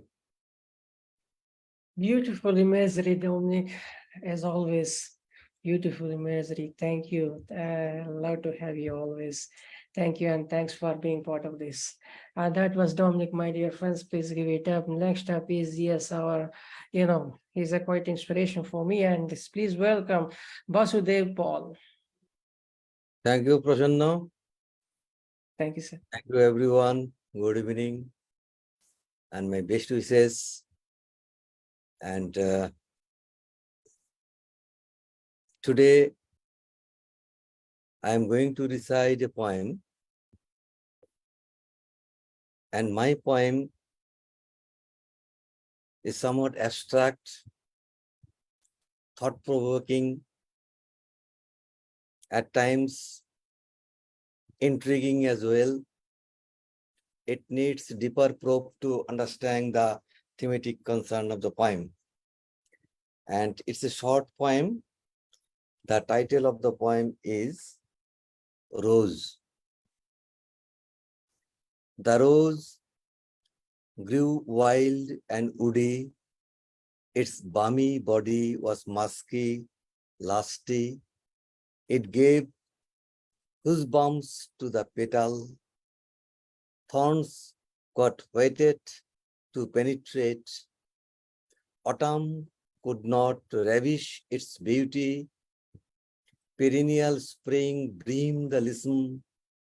Winter pinces, yet the lust lingered, sight to having a dawn of hope. Thorny lips were the fleur de lis. Sensation was at the height of joy. The joyance spree was in full blast, ignoring the moan of heavenly toy. Thank you. It's a very short poem.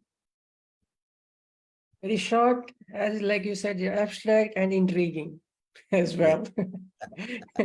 And that's the catch of your writing. Kitchen, fashion. I've composed these things. Something sensual, something ugly as well, and abstract like the Christian sentiment. Yes. Thank you, sir. Thank you. And the Bengali poet Jivanananda Das. Oh, thank you, sir. Thank you. That was lovely. That was Basudev Paul for your meditations. Thank you. Thank you. Thank you, Gargi Mishra ma'am. You're a wonderful, listener. I like your comments and all. Thank you for that. Next up is Jackie Chou. Please welcome Jackie. Hi, hello everybody. Okay, I'm gonna read a new poem. And then I'm gonna read something that's in the anthology We Rise by Lifting Others. Okay, the first poem is called Before You Slack Off Somebody's Poems. Before you slack off somebody's poems, consider the throbbing heart from which the words come, though shakily and a bit askew. The sweat on the palms, the fingers clutching the pen, the days and nights pulling on hair, staring at blank walls, the rejections, the taunting, the lines not flowing the way they should, in abundance like a fountain. Okay, that's one. Okay, and then I'm going to read a poem from the anthology. It's called Glimmer. You say you're a poor boy with nothing to give, no cubic zirconia, not to say diamonds. Yet, with the touch of light from your eyes, the brown of wood of sparrows turns into gold. The sky and the sea glitter like sapphire, and the roses, the sunsets, shine like rubies. Your lips are softer than rose quartz, your love a timeless, glimmering gem. Thank you. Thank you, Jackie. That was lovely. That was brilliant. And thanks for being part of the, We Rise by Lifting Other Songs of Humanity, what you call Manishat. Such a pleasure having you. And thank you. Thank you, Jackie. Next is Love Infinite. Love, please turn on your video and, turn on your Love Infinite. Hello, everyone. Thank you so much for having me, Prasanna. Thank you for holding the space. Thank you for the room. So I have a poem that I just wrote this morning, and an older poem. The first poem is still untitled for right now. I'm thinking of naming it And She Died Happy. When they ask, what did she do? How did they change the world? I don't know how you would answer, but me, I lived. I existed. I found my happy and I lost it, and I found it and I lost it, and I found her again and again. It was no they/them, it was me, it was I, it was she found her, then I learned how to create it, how to create her, how to reinvent her, not clone her. I learned how to transform. When they ask, what did she do? How did they change the world? I don't need the world's validation. I know I changed you. I know I changed the world. I know I contributed and grew, and I only destroyed what was until it was no longer meant to be. I only aspired to be happy. I only ever evolved, only searched for ascension. I only wanted to master transcendence, and when she did, she died happy.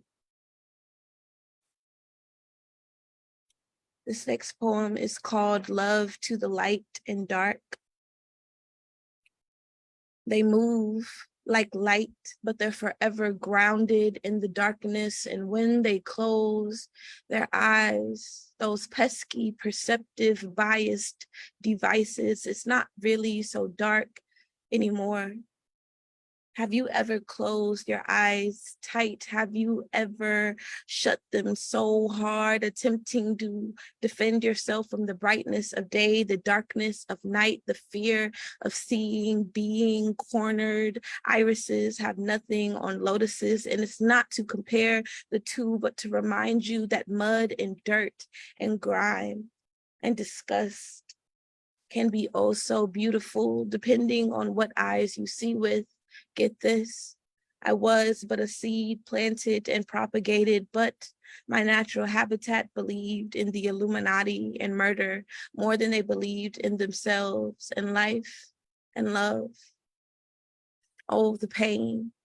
Oh, the rain that stems from hatred and the refusal to love oneself, one's collective, and see what the eyes cannot. I would say I hate slavery, but every happening had a purpose, and it was liberation. God holds the hands of baby society and guides the teeter-tottering feet, too soft, too plump, too sensitive, to true liberation. Cold, hard truths like we were born free and gravity isn't true at all. We can actually fly, but keep buying flights. How long can you fly though? Before needing, wanting, desperately, wanting to touch ground again like a hawk, a vulture, an eagle, the strongest bird returns to their nest. Nobody, and I mean no one, was born in the sky. Earth is for birthing, creation, and nurturing. Earth is for laying feet, laying head, creating comfort. Tell me who you let convince you it was anything but love. I can't remember the names of every single person who infected me with the venom of disbelief in love and magic, being good, and God being good, but a few broken parts and pieces hidden in my recesses want to say, I hate you for that.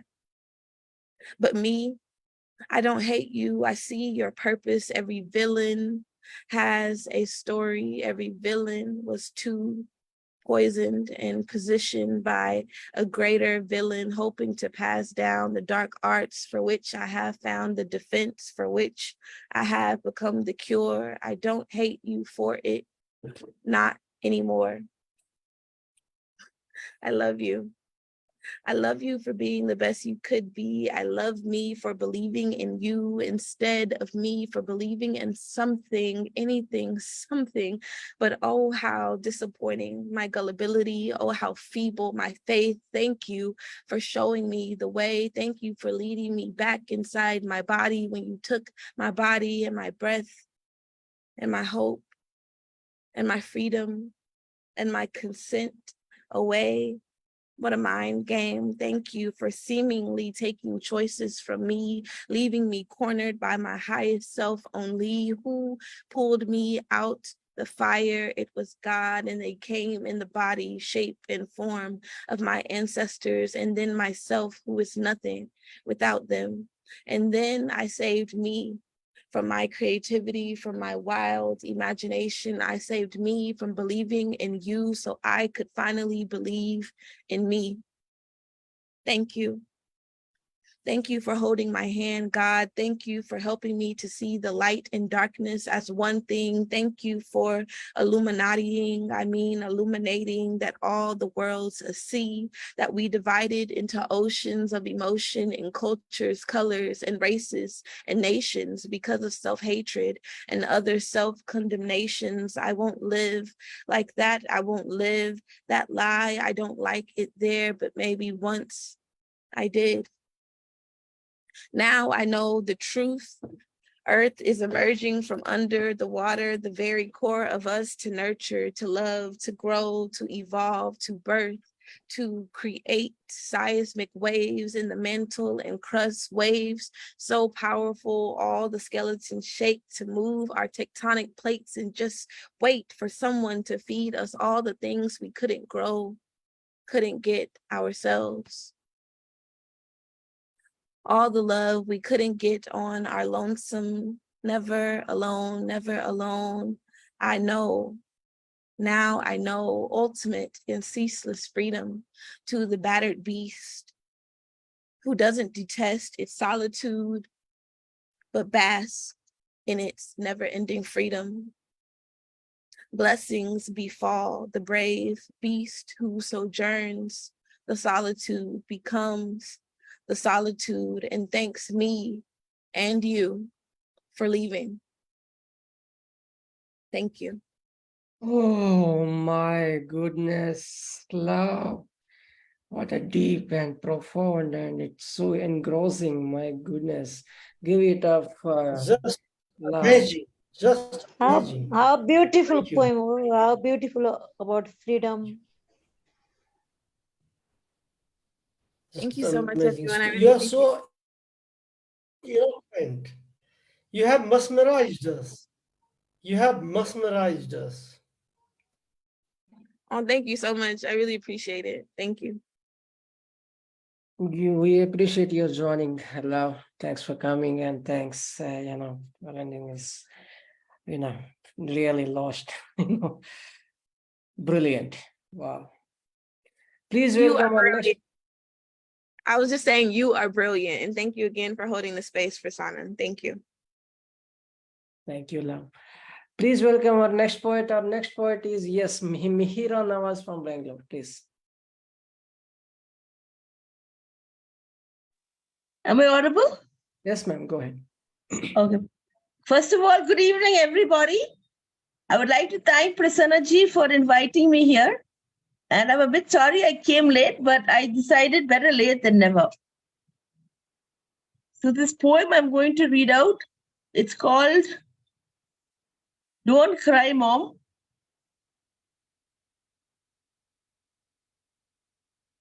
It's a bit long, but I hope you'll bear with me.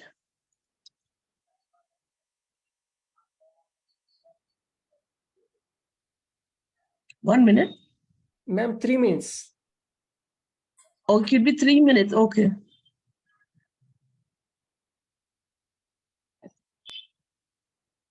Yeah, actually, this is actually I have a very good friend called Mrs. Anita John Ninan, and she had a daughter called Tamara.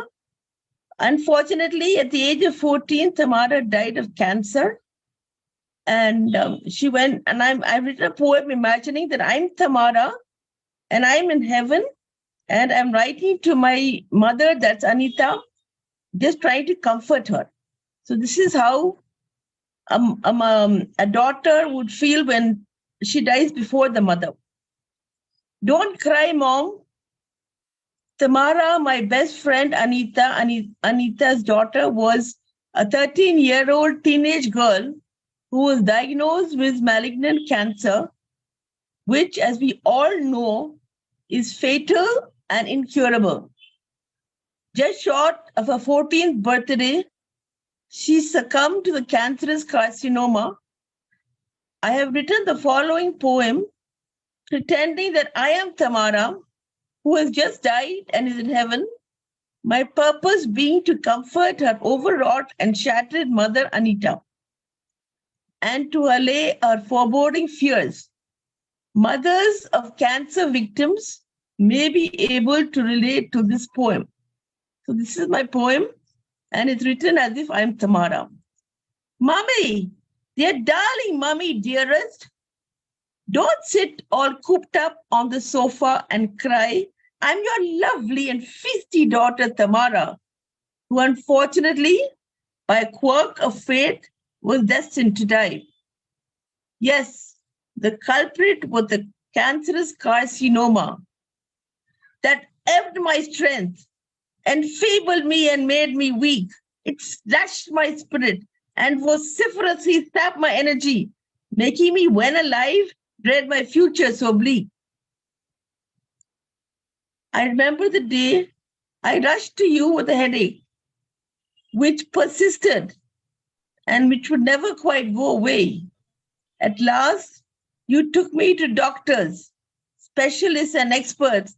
But really, Mommy, cancer is too high a price to pay.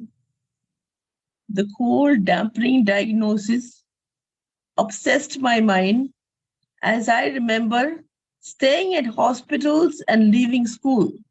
Me, who had always been the erudite, studious bookworm, but was now being destined to be just nobody's fool.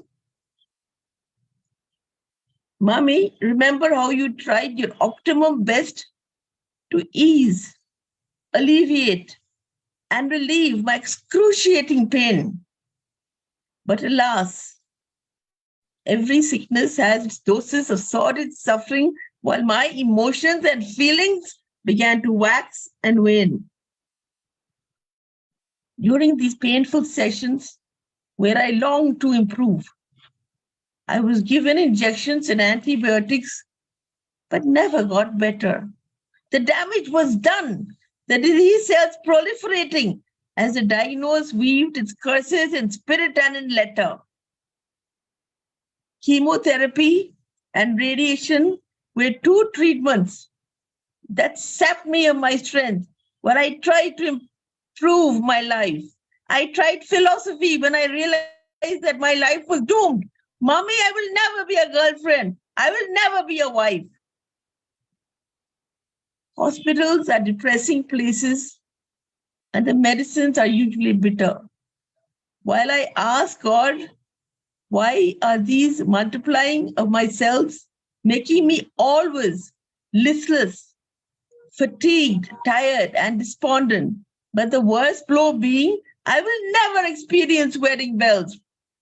My drab, dull hair fell from my hair in woolly clumps, making me bald at last, but itching and burning to fiercely fight until I realized that it was a losing battle, for I had no resistance. I had lost a lot of weight and was a dismal sight. My Waterloo was approaching and unprecedented. As I wondered cluelessly and whispered, God, why me? Doesn't a young teenage girl need to see and experience life? And isn't she supposed to grow into the best lady she can be? Mommy, the hours and minutes are flying past irretrievably. Soon there will be the syndrome of the empty nest, which implies that children will flee their parents' abodes. Really, Mommy, I tried really hard, but failed the deciding test. Mommy, tell Johan not to be heartbroken and melancholy, for he is my one and erstwhile blood brother. He has to live and savor his full earthly term, while we'll have to pretend that we always have each other. From heaven, I now see you wish the long, long days away, urging me to somehow miraculously come home. While here I try to send you heartwarming messages that you've got Dad and Johan, and fortunately are not alone. Mommy, don't feel overwhelmed and get emotionally overcome that you have a mortal human body which is now denied to me. Indeed, parents usually die before their earthly offspring. But Mommy, God made you so very special, don't you see? Mommy, my headaches are wrenching and unbearable. Mommy, promise me that for my sake you will be strong. So when a flood of tears threatens to overwhelm you, take a beautiful Jesus Christ hymn and sing. Sing along. Tamara died before her 14th birthday in the year 2003. 20 years have passed. My friend Anita has never gotten over it. She immerses herself in work and frequent Bible group meetings and bonds with other women who have lost family members. Once Anita said to me, if Tamara was alive today, she would have been 33 years old. She would have probably been married, and I might have even been a grandmother. But now, I'm just a grieving mother. Cancer takes the lives of people in the most merciless way, leaving heartbreak and pain in its wake. Indeed, Tamara's life was a short life of suffering with cancer, it being without remission. It's been 15 years since lovely studious tomorrow bid us adieu. Anita, my best friend, has braved a teary eye through praying. She dutifully distributes fruits on Tamara's birthday. God's ways are not our ways, goes years while saying. Thank you. Mom, that was so moving and very touching. You know, you people are making us emotional, and with these kind of poems that how could I react? Cancer. It's a true story, actually. True story, and I cannot sometimes. Thank you, ma'am. Thank you for coming, and thank you for letting us hear listeners. Thank you, Prasanna. Thank you, Prasanna ji. Please welcome our next poet, Setaluri Padma. Please.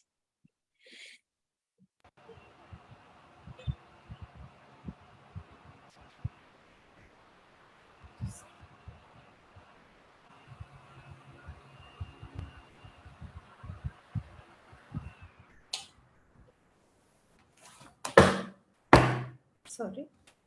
Yeah. Am I audible? I think. Yeah. Good evening, Go ahead. everyone. Go ahead. Go ahead. Yeah. Hello, everyone. Yeah. I'm so glad to be on this platform with all the eminent poets here. The title of my poem is Peace and Growth. As we were talking about peace, I thought of reading a poem, based on peace. Peace and growth. Climate change threatens the globe one side. The dreadful disease kills creatures far and wide. Religious fights make the boundaries apart. Political dramas bring chaos. It's a life's part. The feeble backbone of the nation can't stand, as untimely rains destroy our agricultural land. Migrant workers and the poor are at a great loss. The prosperity of the nation is always at a toss. Oh dear, wage not any wars that demolish. Violent actions in your way try to abolish. Take the right decisions and make them true. Previous days are better than today, bring to. Create a disease-free nation that's smooth. Let's care the nature, bluish sky and earth. Peace with nature makes our lives possible. Growth with no skilled youth, truly impossible. Can I go with the Telugu poem? One more poem. Yeah. So the second poem is in my mother tongue. This is Telugu actually. I will also read the English translation to the same poem. No, ma'am, Ask, only gist, no translation, only gist. no translation, only gist is enough. Okay, fine. Thank you. Asha. ఆశ ఆకాశ దేశంలో అలుపెరుగని అందమైన విహంగమై శరవేగంతో ఎగిరిపోవాలని ఏదో ఒక చిరు ఆశ. ఆకలి దప్పికలెరుగక శ్రమించక శరద్రాత్రిలో వెన్నెల పక్కలో పరుండి ఏదో ఆలోచించాలని ఒక ఆశ. ఈర్ష్య అసూయలతో మనస్సులు నిండిన మనుష్యులను వదిలి ప్రశాంతత కోసం పరప్రదేశాలకు పరిగెత్తడం మరో ఆశ. ప్రకృతి ఒడిలో విశ్రాంతిగా పవ్వళించి సేద తీరాలని, నదీ జలాల మధ్య అలలు చేసే గానం వినాలని ఏదో ఆశ. పంట పొలాల మధ్యలో పరుగులెత్తి మట్టి వాసనను ఆఘ్రాణించి కర్షకులంతా కలిసి కష్టిస్తుంటే సహకరించాలని ఒక ఆశ. సమాజ విలువలు తెలపాలని, సంతోష సమయాలు పంచాలని, సహాయానికి సరిహద్దులే లేవని నొక్కి వక్కాణించి చెప్పాలని ఏదో ఒక గట్టి ఆశ.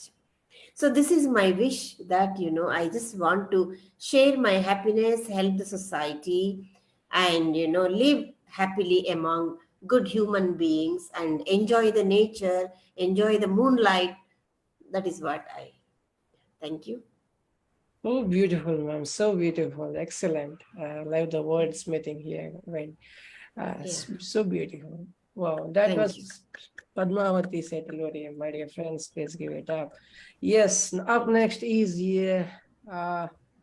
let me call him. Mick, are you reading? Mick was the part of the anthology, and he was part of this International Day of Non-Violence. So Mick, if you're listening, and if you could just unmute your mic, or else, yes. Katuski, welcome. Please turn on your mic. Yes, go ahead. Okay. My name Ekawati. I'm from Indonesia. I will read this poem by Rissa Churria.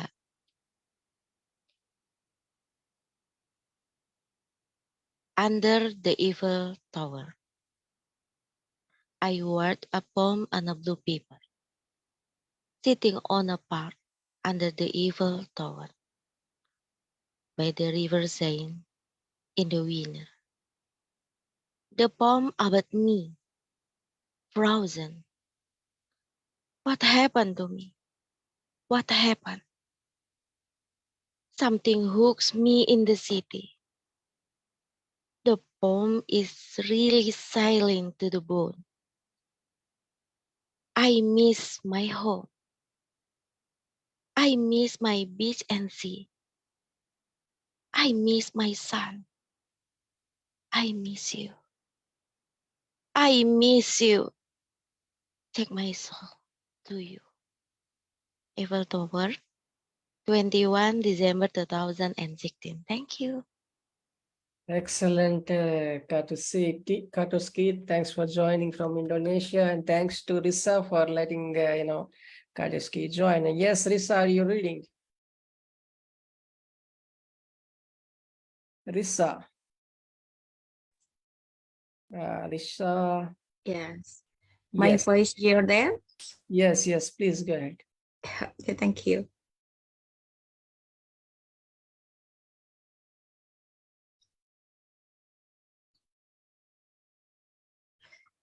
Okay, hello everyone. I'm Rissa Churria from Bekasi, West Java, Indonesia, near Jakarta. Thanks for my time.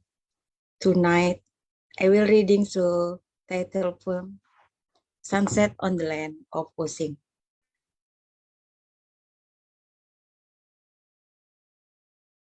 Sunset on the land of Osing. The sky was orange already.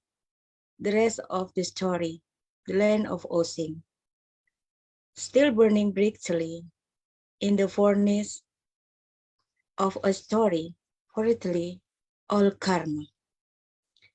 History in myth, and leaven the palm leaf set, built through the speech of Ildor. full of magical intertwined universe, explained at first and involvement. I read the matter. Sometimes it's naive, when it bears of question, the matter of melting the blood of loyal Sri Tanjung, until the ritual of witchcraft in Jaran Goyang, 12 universe of Osing, that myth still exists in crossing leaf. From the man still on the dead, until the full moon is cut off. Until the full moon is cut off, there is still the evening sun, and the beloved Osing land at every story. And the earth is always wet by a thread of release Chi-Ors. Banyuwangi, 2023. Not Jaran Goyang is one part of oral literary in the form of a mantra. This type of composition spell developed in the Osing tribal community in Banyuwangi, East Java. Not only developed in East Java, this spell is also found in West Java. All the name of this type of spell include piety and magical. This mantra is closely related to the occult, metaphysical, and paranormal words. Thank you very much. Thank you, Rissa. Thanks for coming. That was Rissa. Please give it up, my dear friends. Thank you, Rissa. Please welcome. Please stay on, my dear friends. Please be patient. And we have got line of poets, wonderful poems. Please stay on to listen. It goes for at least 1 hour from now. And things, let's call upon our next poet. Our next poet is quite inspirational. Also, please welcome Meena Chauhan.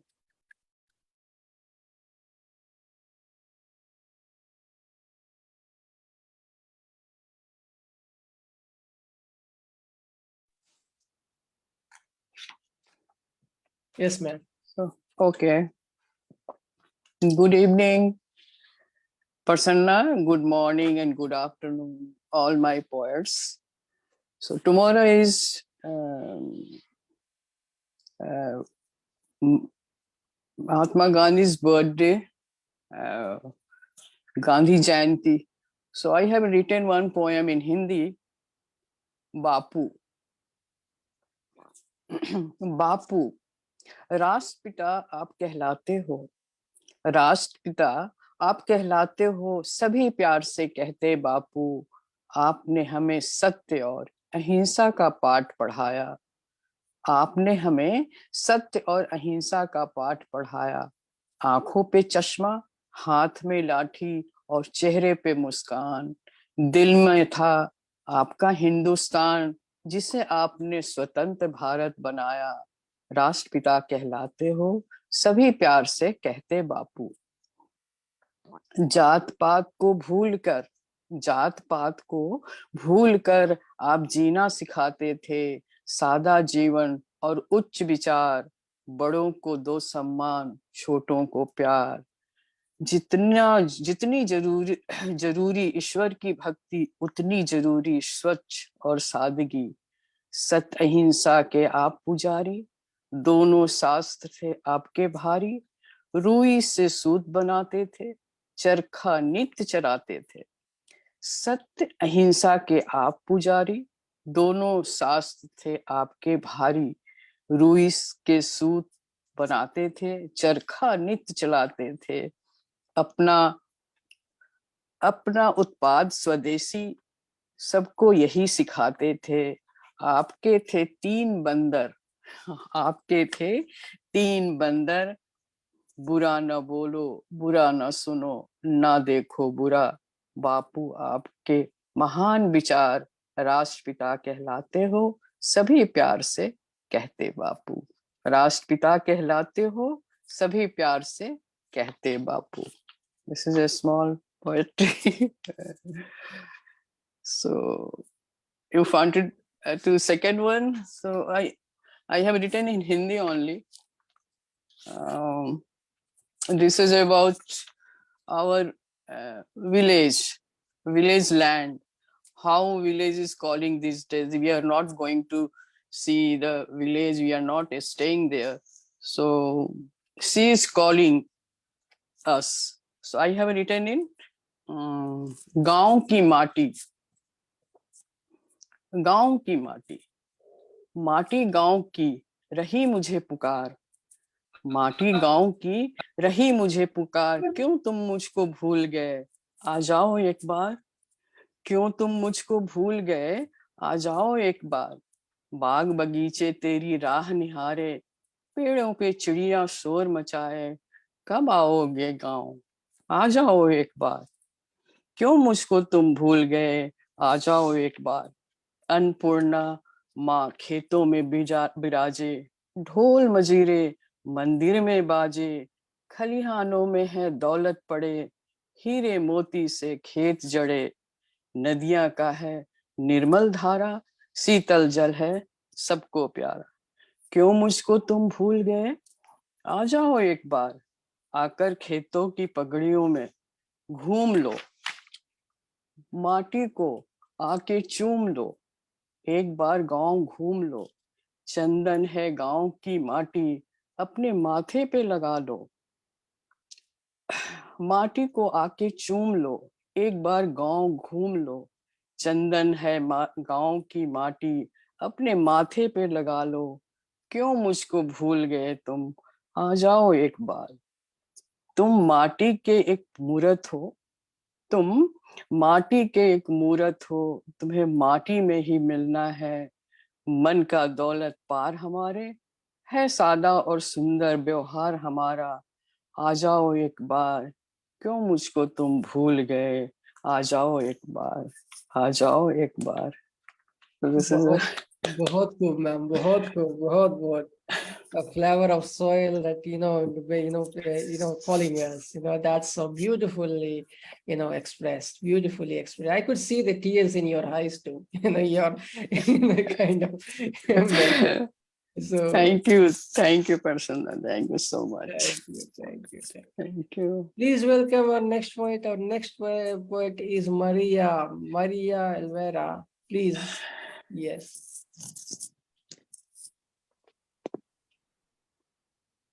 Good morning, good afternoon, good evening, everyone. Happy to be with you again. Thanks, Prasanna, for the invite. Congratulations to all poets. We have beautiful presentations till now, and I am pleased to have the chance to watch all of you. Thank you very much. My poem is a short poem. It is called Echoes. Echoes.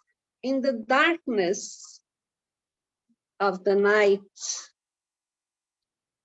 a shadow creeps among trees, holding a song, a glow, maybe a dead soul. Outside, it sounds the pen. Evil spirit, who can tell? It seems to me agony, or looking for farewell. Into the lights of the day, not a nickel can be heard.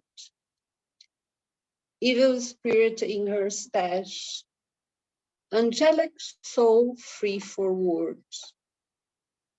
Why shadow full play at night? Easy she hides in the darkness. Day always brings joyful time. To lights, bravo, soul flies free.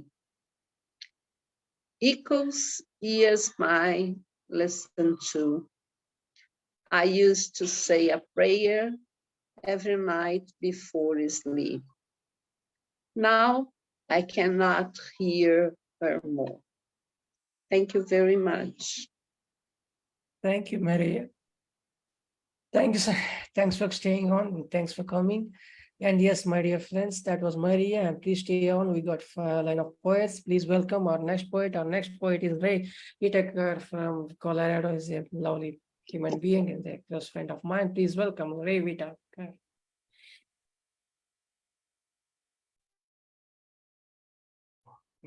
Good morning from Colorado. And I suppose it's not morning elsewhere. So good evening and good afternoon as well. Thank you for being, I've really appreciated hearing all the poetry this morning from all the different folks. And I'm very humbled by being present to the world gathering here. So thank you for having me on, Prasanna. Earlier in the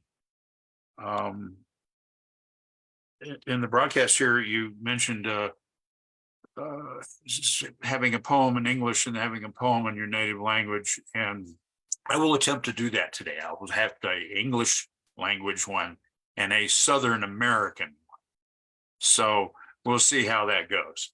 Hopefully you'll be able to understand the Southern American one.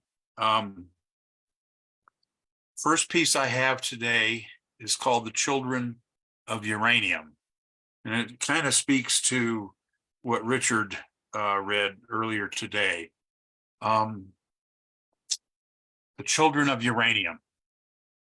We are the bright child, always wanting to be lit by a radiant glow, yet we are not lit by a burning hearth with shadows dancing on cave walls. As if Coriolanus was sent to conquer, there is the beating of breasts in wretched betrayal, weeping that this pursuit is death to so many, blind and blinder, a blindness that overcomes. Again and again, Coriolanus warns his people as if the dogs of war were upon them. It is for your voices I have fought, warning repeatedly about the light that blinds. We are the bright child. Even though our ancestors may yet be gone, within us, even so, we are almost unable to handle an evolution that takes us further. The United Kingdom in 57, Windscale's reactor released after meltdown over Stratford-upon-Avon, blew clouds of radioactivity, and also the rest of Europe. The flowing river Susquehanna splits 3 channels and feeds them to the reactors in America. Number 2, which melted in 79, all were constructive, naive of its toll. We are the children of uranium, always wanting to be lit by a radiant glow. Yet what gives us the glow, and at what cost, beyond mere money? On the floor, a discarded child's doll wants you to find the kid and give it back. Only this doll is in Chernobyl, where the paint now peels off the walls, where no child will ever come in our lifetime again. A Japanese family wants to back into Naomi to take photos of their grandmother's framed photo that they had to leave behind, framed in isolation now from the Fukushima Daiichi reactor disaster, since the tsunami humbled that power plant. Those children of uranium wanted the life of light, yet not willing to even see more safety regulation, suddenly seeing that the source of all this technology can kill us all. Referring to the Before the Flood special from National Geographic, it could have been Coriolanus speaking again as urgently to defend the precious earth, our only precious earth, beyond sighing, crying earth. We want the children to be brightly lit. We want them to be lit by a radiant glow, yet in the lighting, forgetting the cost. way beyond what may be lost. Thank you very much. My second piece is going to be read to you in an American Southern dialect, which is kind of my native language. Although it's still English, it sounds different. Turning the world on its edge ain't just a Southern thing, although this may seem really so. Lots of folk look into the distance while lots of them can't see past the end of their nose. So many artists bring the light to bear on the ghosts you wish weren't there. Remembering the red oak sawdust freshly chipped from the heart of the tree. There is nothing artificial about my southern green woods where the deep hollows are. All the battlefields are a-changing, machines over the man, moving too fast to see them coming. The AI is bringing that unforeseen demise. It is what is put down, freshly chipped from the heart of our human tree. Who's doing this to us? What evil is present? Where are we to end up down deep in the hollow? Thank you. Wow, that was Ray, children of, uranium, taking the charge of, continuing the Richard. Brilliant, Ray, as always. Thank you. Thank you, Thank for you, some. Ray. Thank you. Thanks for very much. coming. And, I love you always. You show the kind of respect. And that is really remarkable. Please welcome our next poet, Tezozomac, joining us for the first time. I had the honor of having him on the open mics, and we both are on this. But yes, this is first time for the first time. Please, Mr. Tezozomac. All right, thank you. Good morning, all. I'm coming in from Los Angeles. Our friend Ray, who's on another open mic, which I frequent, with a pair of goofballs in Colorado, Chance and and Mr. Midnight. He inspired me to go back to this piece. It's titled "Rendezvous with Old Glory." Interior Southern Georgia home day. The white 1915s Westinghouse AM FM Bakelite tube radio H32 4T7 hums to the 60 hertz electric grid.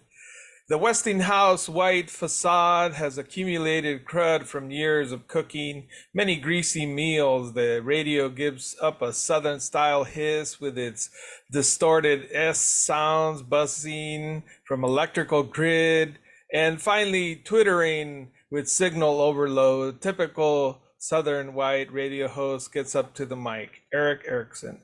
I'm Eric Erickson. You're a Southern, I can't do a Southern accent. You're a Southern white talk host, radio announcer. It's the top of the hour, and we are conducting our regulatory station identification. You know, those big government regulators. This is WSB 95.5 FM, 750 AM in Atlanta, Georgia. We are a syndicated radio station around the U.S. Radio continues to hum, buzz, hiss, and twitter. Eric Erickson. Folks, I'm here to tell you about something amazing that's happening in the night sky. As you know, we're tracking a comet for the past few months, and it's finally coming into view. This comet is unlike anything we've ever seen before. It's not only incredibly bright, but it's also emitting a beautiful white light. Some people are calling it calling the white comet of the South. From now on, we will be calling it Old Glory. I believe this comet is a sign from God. It is a reminder that even in the darkest of times, there is always hope. The comet is a beacon of light, and it's a reminder that we're all connected. We're all part of something bigger than ourselves. So I urge you to take a moment to look up at the night sky and appreciate this amazing sight. Its closest approach will be at the end of 2024. Thank you for listening. Moments later, after some bluegrass music from the Monroe Brothers, would you give what would you give in exchange? The announcer comes back on the mic. Eric said, "Nah, hear me. Here, we have been getting lots of calls from woke groups. They're complaining that there ain't no such comet named Old Glory. I'm with you. My community, we reject the big government organizations like the International Astronomical Union and their woke names like DRS C1844Y2, the name they have chosen for the second coming. This name is too woke for us folks here in the South, so we're just going to call it Old Glory." Moments later, after the end of a playset concluded with Flat and Scruggs on my mind, the announcer comes back on the mic, Eric Erickson. "Now, that was a fine set of good Southern American music. Now, talking about brotherhood, we've just been informed that the intellectualism is dead. Our spiritual leaders, those fine folks with their wonderful white outfits and wizardry hats, have directed that it's time to clean up the debris of the past. Now, I know you're thinking that we burn people, but contrary to that Heinrich Heine, we just gonna burn all them books trying to wake us up from this Dixieland slumber jam. Stay tuned while we take another musical break. Moments later, after the end of another fine set with the Stanley Brothers and their song, "The Rank Stranger." I'm gonna finish up pretty soon. So Eric, there's the last set. We're at the top of the hour, and as our regulators have asked, check on us, we have to do another station identification. This is WBS 95.5 FM and 750 AM in Atlanta, Georgia. We are a syndicated radio station around the U.S. Breaking news: we have just been informed that we have new civil service laws been enacted locally by our fine servants in our non-big government. We understand that not everybody is an Old Glory believer, and therefore only a chosen citizenry will be privileged. The rest will have to be segregated from the rest of the society. Now, I know we're just going to get all those complaints from the people of color, them lesbians and gays, the disabled, the gypsies, the socialists, the communists, and those opposed to the purifying white light of the comet. Moments later, another fine set concluded by the Del McCroy and David Dog Grissom and their fine classic, "It Wasn't God Who Made Honky Tonk Angels." The announcer comes back, and I'll finish it off. I'll leave it off there, basically. Thank you. Wow. Tezozomac, spoken word artist. Your comment is a beacon of light, undoubtedly. Please give it up. Please keep coming, Tezozomac. We love to have you always. Please come back. Thank you. Thank you. Yes. Stay on, my dear friends. Be patient. Yes, we got a lot of poets. We got Santosh, Saraswati ma'am, Nuriyati. I mean, it's like Shyama sir. But before that, Issac Cohen.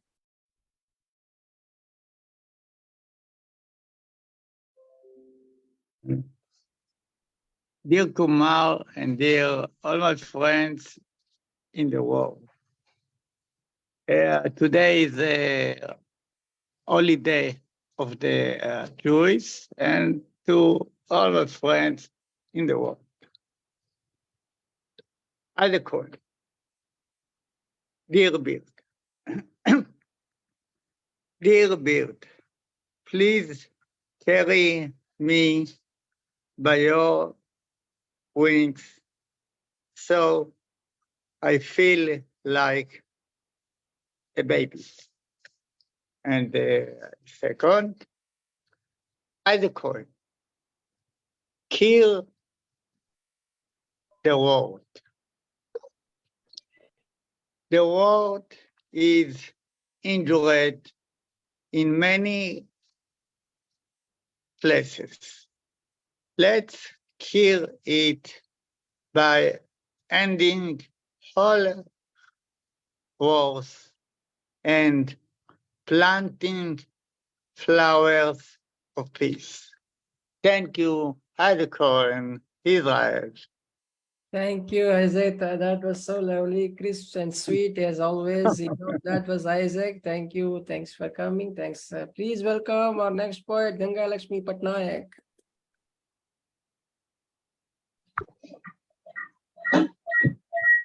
Good evening, everyone. It's a great pleasure to join in the Open Life Recital video program coordinated by esteemed poet Admin Kumar Prasanna, Fertile Brains. I would like to recite a poem on the occasion of World Olders Day, International Olders Day. The title of the poem is He is Wiser, He is Wiser. The poem runs like this. Nothing more beautiful in this world than a healthy, wise old man who is universally loved. Nothing more beautiful in this world than a healthy, wise old man who is universally loved. Listen to wiser by their level of education, intelligence, experience, and life they participated. Listen to wiser by their level of education, intelligence, experience, and life they participated. With age comes wisdom, an old man wise enough to predict everything. With age comes wisdom, an old man wise enough to predict everything. He is 60, a little wiser, yet I wonder what wisdom will he get by the time he is 80. He is 60, a little wiser, yet I wonder what wisdom will he get by the time he is 80. Countries like Japan, China, Korea, Vietnam value to wisdom imparted by elders, treat them with high degree respect. Countries like Japan, China, Korea, Vietnam value to wisdom imparted by elders, treat them with a high degree respect. This is the end of my first poem, and the second poem is Take Care to Heart. Happy World Heart Day that passed away on 29th September. It's simply a promising poem for my heart, for your heart, for all your hearts. The echo of his voice makes me tremble, and my truant pen slips away from the table to write for my dear friend who is grown up now, modern to the twos, addicted to smoking. Grant me to appease my wish, to cling to heart to know if there was pain in heart, because smoking, stress, cholesterol, blood pressure, lack of exercise. Take care of heart, to strengthen breathe, to live longer. Heart disease are totally preventable. I made you promise to say no to smoking, eat plenty of heart-friendly foods, limit salt, control cholesterol, stop tobacco use, reduce harmful use of alcohol, consume less sugar, increase physical activity. My recitation is over. Thanks, dear friends, and Kumar Prasanna. Thank you. Brilliant, ma'am. As always, you bring in beautiful, themes and beautiful messages, through your poems. So that is always, pleasure to listen to you. And that was Dr. Gangalaxmi Patnaik, my dear friends. Please give it up. Thank you. Please welcome our next poet. Our next poet is joining us for the first time. Please welcome Aleka Prasad Maharana. Aleka Prasad Maharana, Dr. Aleka Prasad Maharana.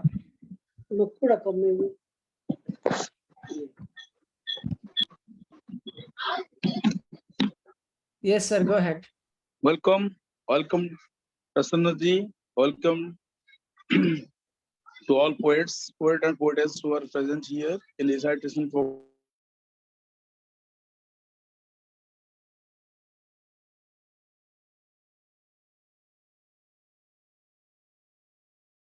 Yes, sir, go ahead. My audible? Is it audible? Am I audible? Yes, go ahead, sir. Go ahead. Okay. Apes in love, trust is the wonderful parameter to love in the heart. Bond becomes strengthened through untuttering faith, making two minds united and smart. Two souls gets enlightened in absence of doubts and pretension. Mutual relationship becomes nectarous without moral exertion. Understanding between two each other is exclusive to avoid psychological devastation. Disturbance, if sprouts for any reason, becomes solved without tension. Waves of ecstasy does not contravene the soar of love, but invigorate the souls to be soulful with their attachment with sorrow. Distrust and misunderstanding with pride being ebbs in love between them. Apprehension opens its door, making relationships settled without any cleanest theme. The edifice of attachment begins to demolish for want of confidence. Two so soft-minded humans became baffled in peril, losing essence. They swim in the fog of torment and agony without having any solution. Life gets victimized, climbing the hill of despair, facing interruption. The aroma of amour becomes profane, losing the elixir of hope. Uncertainty reigns, spoiling the bond in the port of love. Still hope blinks in the eyes of the partners, relying on profound faith. Reconciliation must enter into the scope of love on the strength of breath, on the strength of faith, on the strength of faith. Thank you all. Thank you, sir. Thanks for coming. It was brilliant. It's a beautiful poem as well. And thank you. Thanks for coming. That was Aleka Prasad Moharana. Please give it up. Next up is Renukuntla Mohari. Murali, please welcome Renukuntla Murali. Sir, you got 3 minutes. Yes, you could just, Sir, good evening all. Sir, this is one of the poem written by me, completed the book. Jitami Tales Part 1, sir. Am I audible, sir? Hello? Hello? Yes, go ahead. Okay, sir. The title of the poem is Rainbow, sir. A rainbow is formed by the sunlight shining through the raindrops so small. The rainbow bends the light from the sunshine and colors the sky. My heart leaps up when I see it in the sky and filled with joy forever. I can't picture words. My mother likes rainbow. After a dark, dreary day, she cheers me and brightens my way. Her arms enfolds me close to her breast like rainbow when I am in grief getting tears. Though rainbow fades away and disappears from the sky, my mother love is with me forever. My mother love is with me forever. I used to enjoy the beauty of the rainbow in deep colors and the dance of the peacock in the meadows. The dance of the peacock in the meadows on the way of my school. There is an arch in the sky that is so high. There is an arch in the sky that is so high, and its gift of God, it shines so rare. Children, youth, all can enjoy. Children, youth, and all can enjoy the beauty of nature. And the rainbow arch in multicolors. Our life is colorful when we see and think. Our life is colorful when we see and think positively in nature. We can't change any color. We can't change any color, but we must change our sight and attitude, looking others at any time. This is my poem, sir. Thank you, sir. I would like to sing one stanza. Again, and mother, sir, in Telugu, please, I request you give me 1 minute. నవమాసాలు మోసి నాకు అమ్మ జన్మనిచ్చారు నవమాసాలు మోసి నాకు అమ్మ జన్మనిచ్చారా నవమాసాలు మోసి నాకు అమ్మ జన్మనిచ్చారా జన్మనిచ్చిన కన్న తల్లి రుణము ఎట్లా తీర్చదా జన్మనిచ్చిన కన్న తల్లి రుణము ఎట్లా తీర్చదా కడుపులో నన్ను చూసి అమ్మ ఎంతో మురిసెరా. కడుపులో నన్ను చూసి అమ్మ ఎంతో మురిసెరా. కళ్ళ ముందు కనిపించే సృష్టికర్త అమ్మరా. నవమాసాలు మోసి నాకు అమ్మ జన్మనిచ్చెరా. నవమాసాలు మోసి నాకు అమ్మ జన్మనిచ్చెరా. జన్మనిచ్చిన కన్న తల్లి రుణము ఎట్లా తీర్చదా. మలినమైన చెయ్యపై మెలకులెన్నో తిరగరా. మలినమైన చెయ్యపై మెలకలెన్నో తిరగరా. పట పట ఇరిగిపోయే పక్కటెముకలు ఒక్కసారి. నవమాసాలు మోసి నాకు అమ్మ జన్మనిచ్చెరా. జన్మనిచ్చిన కన్న తల్లి రుణము ఎట్లా తీర్చదా. భూతల్లి గుండెలోంచి కొత్త మొక్క వచ్చినట్లు. భూతల్లి గుండె నుంచి కొత్త మొక్క వచ్చినట్లు తనకు తాను చేర్చుకొని అమ్మ నాకు జన్మనిచ్చే. నవమాసాలు మోసి నాకు అమ్మ జన్మనిచ్చెరా. జన్మనిచ్చిన కన్న తల్లి రుణము ఎట్లా తీర్చదా. చందమామను చూపిస్తూ నీతి కథలో ఎన్నో చెప్పి. చందమామను చూపిస్తూ నీతి కథలో ఎన్నో చెప్పి. ఉగ్గిపాలతోనే నాకు ఉద్యమాలు నేర్పెరా. నవమాసాలు మోసి నాకు అమ్మ జన్మనిచ్చెరా. జన్మనిచ్చిన కన్న తల్లి రుణము ఎట్లా తీర్చదా. రక్త మాంస ముద్దలాను కరిగించి పాలు ఇచ్చే. రక్త మాంస ముద్దలాను కరిగించి పాలు ఇచ్చే. సనుబాలు ఇచ్చి నాకు చోలపాటే పాడెరా. నవమాసాలు మోసి నాకు అమ్మ జన్మనిచ్చెరా. జన్మనిచ్చిన కన్న తల్లి రుణము ఎట్లా తీర్చదా. అమ్మలేని జీవితాలు అంధకారంలో ఉండురా. అమ్మలేని జీవితాలు అంధకారంలో ఉండురా. అమ్మలేని బతుకులు విగత జీవులై ఉండురా. విగత జీవులై ఉండురా. నవమాసాలు మోసి నాకు అమ్మ జన్మనిచ్చెరా. జన్మనిచ్చిన కన్న తల్లి రుణము ఎట్లా తీర్చదా.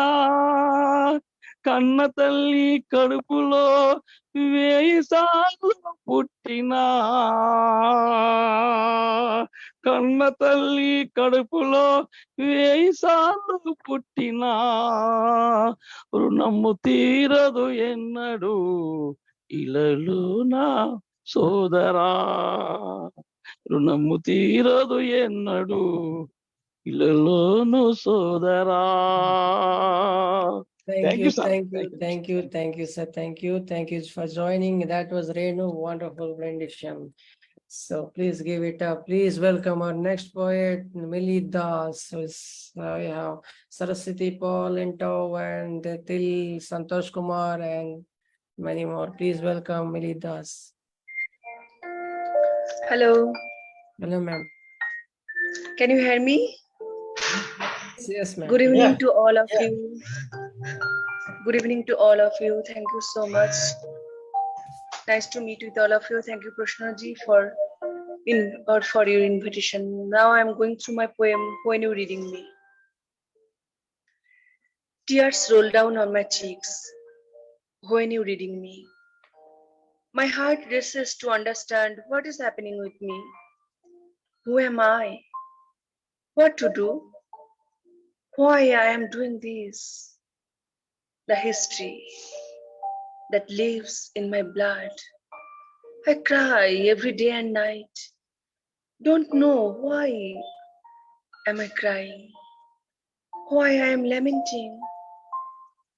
My heart gets stabbed over and over, bleeds again and again. Still, when it's bleeding, it's loving. It's life for eternity. It's my heart holding the key. The key is my brain.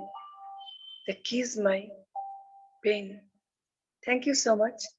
If there will be time, now I'm going through my next poem. Okay. I'm a child labor. I'm not a fictional character of a poet's imagination. I'm not a lover's gleeful companion. Many people are engrossed in every aspect of my life story and practice an enjoyable poetry. On a quite warm afternoon, someone smeared my tan body with a touch of inspiration and painted with masterful strokes as I fall asleep on the shores of solitude. Strangers are tempted to eat the soft flesh scented with fragrant peppery lemons. Just then the picture of the struggle of my working life flashed before my eyes. My father is Janul Rana Siddiqui, a brave freedom fighter. My mother is Shamima Begum, a famous face of NATO. I am 12 years old. I am a child labor. All my childhood days trained in garment factories. My childish labor has taken away my blessed childish mind. But labor couldn't take away my poetry from my life. But never, labor couldn't take away my poetry from my life. Thank you so much. Thank you, everybody. Wow. Namaskar. Namaste, ma'am. What a beautiful presentation. I mean, the music that synchronized with your reading. Beautiful synchronization. Thank you. So beautiful. Thank you so much. Namaskar. That was Millie Das. Please give it up, my dear friends. Please welcome our next poet. Our next poet is Priyanka Niyogi, Ambedkar Ambassador. Priyanka Niyogi. Priyanka Niyogi, please turn on your mic. Priyanka Niyogi. Okay. Please welcome our next poet. Our next poet is a wonderful, very lively human being, and she has dealt with a couple of, Please welcome Saraswati Poshwal. Hello, good morning, good evening, namaskar, sat sri akal, adab, salam. Thank you so much, K. Kumar ji, for inviting me to this session. Good evening, everyone. So I'll start with one of my Hindi poem. As today it's a Swachhta Divas in Bharatvarsh, in India. So आओ मिलकर हम सभी स्वच्छ भारत का निर्माण करें, ताजगी हवा में हो, प्रदूषण का बहिष्कार करें, जल को स्वच्छ बिना कूड़ा घेरे नदियों को साफ करें। आओ मिलकर हम सभी स्वच्छ भारत का निर्माण करें, कूड़ा कूड़ेदानों में घेरें, घर गलियां और सड़कें हम मिलकर साफ करें। This was a small few lines, and another Hindi poem is कैसी बेरहम सी है ये जिंदगी, कैसी बेरहम सी है ये जिंदगी, मासूम सी आंखों को सपने देखने का भी हक नहीं देती। कैसी बेरहम सी है ये जिंदगी, मासूम सी आंखों को सपने देखने का भी हक सा नहीं देती, सोने नहीं देती, जीने का सामान भी नहीं देती, जीने भी नहीं देती, अपने भी नहीं देती, बेगानों का साथ भी नहीं देती। कैसी बेरहम सी है ये जिंदगी, कभी खैरात देती है, कभी खैरात देती है, कभी भीख देती है, कभी झिड़कियां देती है, कभी रुला देती है। कितनी बेरहम सी है जिंदगी, ना रुकती है किसी के लिए, ना रुकती है किसी के लिए, ना साथ देती है ये जिंदगी। बस नदी की तरह बहती रहती है ये जिंदगी, हर किसी को तजुर्बा देती है जिंदगी, रुकती नहीं बस बहती रहती है ये जिंदगी। कैसी बेरहम सी है ये जिंदगी, इन्हीं छोटी छोटी पंक्तियों के साथ मैं आपके समक्ष अपनी इंग्लिश में कविता पेश करने जा रही हूँ. One English poem. You presented two, right? Only two Yeah. or two? Maximum No, two. this was not the poem. That was slogan for Swachhta ke Go liye ahead, go slogan. ahead, go ahead. That was poem. Refugee. It's a small poem. Refugee. She was sitting alone and crying. With the title of my poem is Refugee. Refugee. She was sitting alone with her young children, one in her lap and another holding her hand. His husband was missing in the camp of refugee when they were taken up from the town and home of their city of war. This ego of land, of your land and mine, when will this end? The power of this game make people homeless, separating families and kids and their children from their home. They were kings in their houses, and now they are ruined by the terror, roaming like refugees for the shelter, looking for their home in this materialistic ground, looking for a camp in the refugee. We are refugees. We were kings and queens in our homes. Now we are refugees on this ground. Thank you. We should not have wars and all. Well, This was the super, title of super, the poem. wonderful, Thank you. wonderful, wonderful. And Go the ahead. Hindi lines was too good and they're so profound. Thank you. Thanks for Thank coming. you. That was Thank you such. so much for listening me. Thank you, everyone. Thank you, ma'am. Please welcome our next poet. Our next poet is Santosh Kumar Pokheral from Nepal. Please, he's a brilliant poet. He's a wonderful, multilingual scholar. I mean, I would say he's an engineer by profession, but a poet at heart. Please welcome Santosh Kumar Pokheral.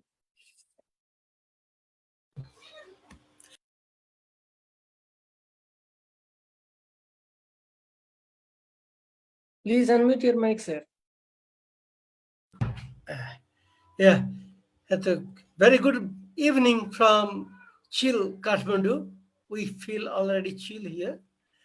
And very good morning, very good afternoon to all of you, whoever you are from different parts of the world. I see here Saglh Berkinalieva. She is my favorite, and I am hers also. She has translated Santosh, my привет. poem. Привет, Привет. Santosh, как... Приветствую, дорогая. We are Спасибо. talking in Я Russian. очень рада. Я тоже. Спасибо. And taking account of shortage of time, we are going short of time now. I would like to read out my poem directly.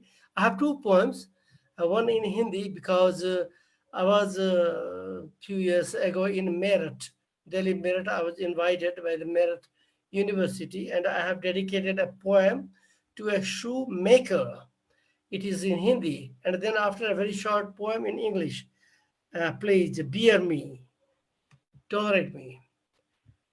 The title of my poem is A Shoemaker of Meerut. It's in Hindi. मेरी कविता का शीर्षक है मेरठ का मोची. जूते झपट के वो मुस्कुराता, मुंह खोले बिना गुनगुनाता, खुशी से चमकती हुई उसकी आंखें वो कुछ ऐसा घुमाता. क्या आंखें ऐसे भी चमकती हैं? ये बात मैंने कभी न सोची. क्या उन्मादी था वो मेरठ का मोची. जूते झपट के वो मुस्कुराता, मुंह खोले बिना गुनगुनाता, खुशी से चमकती हुई उसकी आंखें वो कुछ ऐसा घुमाता. क्या आंखें ऐसी भी चमकती हैं? ये बात मैंने कभी न सोची. क्या उन्मादी था वो मेरठ का मोची. सरस्वती के प्रांगण में लक्ष्मी का मारा, सरस्वती के प्रांगण में लक्ष्मी का मारा, विद्या से भी कैसे हारा. काम मिले तो खाया, दो रोटी कमाया, फिर भी हसमुख न्यारा मेरठ का सर्वहारा. सड़क उधर विश्वविद्यालय का गेट, सड़क उधर विश्वविद्यालय का गेट, इधर बैठा है पाने भेंट सिर्फ 10 रुपए की. मैंने देखी है उसकी नेकी, वो सबको भाता, मंद मंद मुस्कुराता, सब मुस्कुराओ, मुस्कुराने में किसका क्या जाता। नजरें चुरा कर देखता है विद्यार्थियों को प्रवेश करते हुए, अंदर से आहें भरते हुए, क्यों कुछ समझ ना आई। सड़क नहीं है, सड़क नहीं है, बहुत बड़ी खाई है, बहुत बड़ी खाई, धनवानों और निर्धनों की, पर शिष्टाचार उसने बहुत अच्छी निभाई। मेधावती भारती पुत्र, गाए जाए सारस्वत सूत्र। मेधावती भारती पुत्र, गाए जाए सारस्वत सूत्र. This poem was solely dedicated to the shopmaker by the roadside who was shining other shoes only at 10 rupees that time. It was 5 years ago when I was there. And my second and last poem is a breeze. Breeze. It is air, breeze. Very short poem. Life would have been ashes. Life would have been ashes. I would also fly with you. The ember this has become keeps on burning inside. This is neither coal nor ash. Life would have been ashes. I would also fly with you. The ember this has become keeps on burning inside. This is neither coal nor ash. Couldn't even burn properly, couldn't even extinguish. Now go away from my sight. Now go away from my sight. I am no longer helpless. Where had you been these long days? When I needed you. When I needed you. Thank you. Excellent, sir. Excellent. Very Thank beautiful. There is always present your profound, writings, very thought, themes and all. Thank you. Thanks for coming. That was Santosh Kumar, my dear friends. Please welcome our next poet. Our next poet is Til Kumari Sharma. Please welcome. Okay, thank you and namaste to all global poets and Personaji, especially because there are other poets also who make me inspirator. Yeah. So I am going to recite two poems. So it's written by Augustine Omni and Sivadas. Yeah, about my photograph. Why they write, I don't know. I am inspirator for them. Okay, now I am going to recite a poem. Augustine Omni from India. Okay, he has written here, seeing my photograph. She is called a majestic flower with a beauty that never fades. Her radiance and elegance of unique, signed every eye's petals in the cascade. Like a flower, she bloomed bright into colors that are unique to life. Her fragrance and charm of mystic captivated poets every rhyme to inspire. This line is very nice. Captivated poets every rhyme to inspire. Her smile filled in luster of strength made all world's pain disappear, erased. Thanks to him. Her elegant and alluring of the physique made her lover's life into paradise. Then another poem is written by Sivadas Swami Matam, author, who is from India. Then he has written a poem to see my photograph. You are the last word of beauty, title.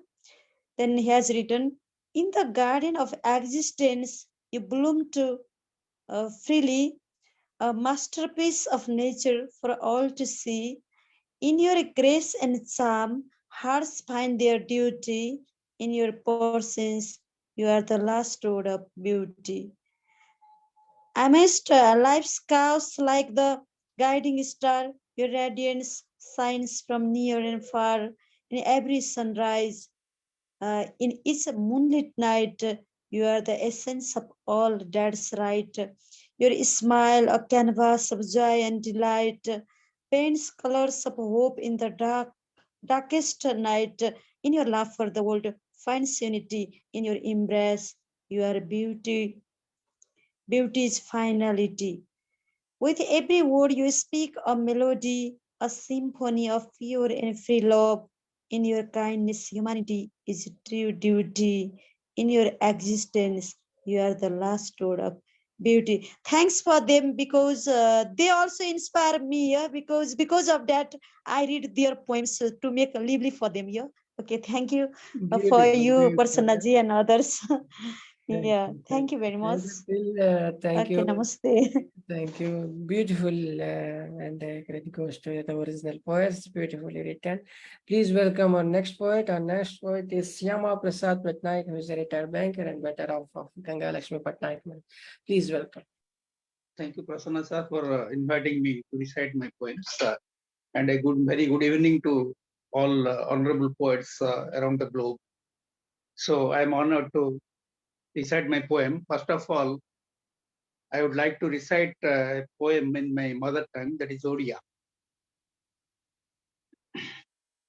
Kavitar Sircar. The title of my poem is Basantar Sugandhita Spandana Ebam Rangara Pasura. It is all about spring and its colors. Sugandhita Basantar Puspa Sambharara Ranga Bhara Ranga Chitrakara. O Kavita Sabu Kavi Hrudayaku Anamana Kare.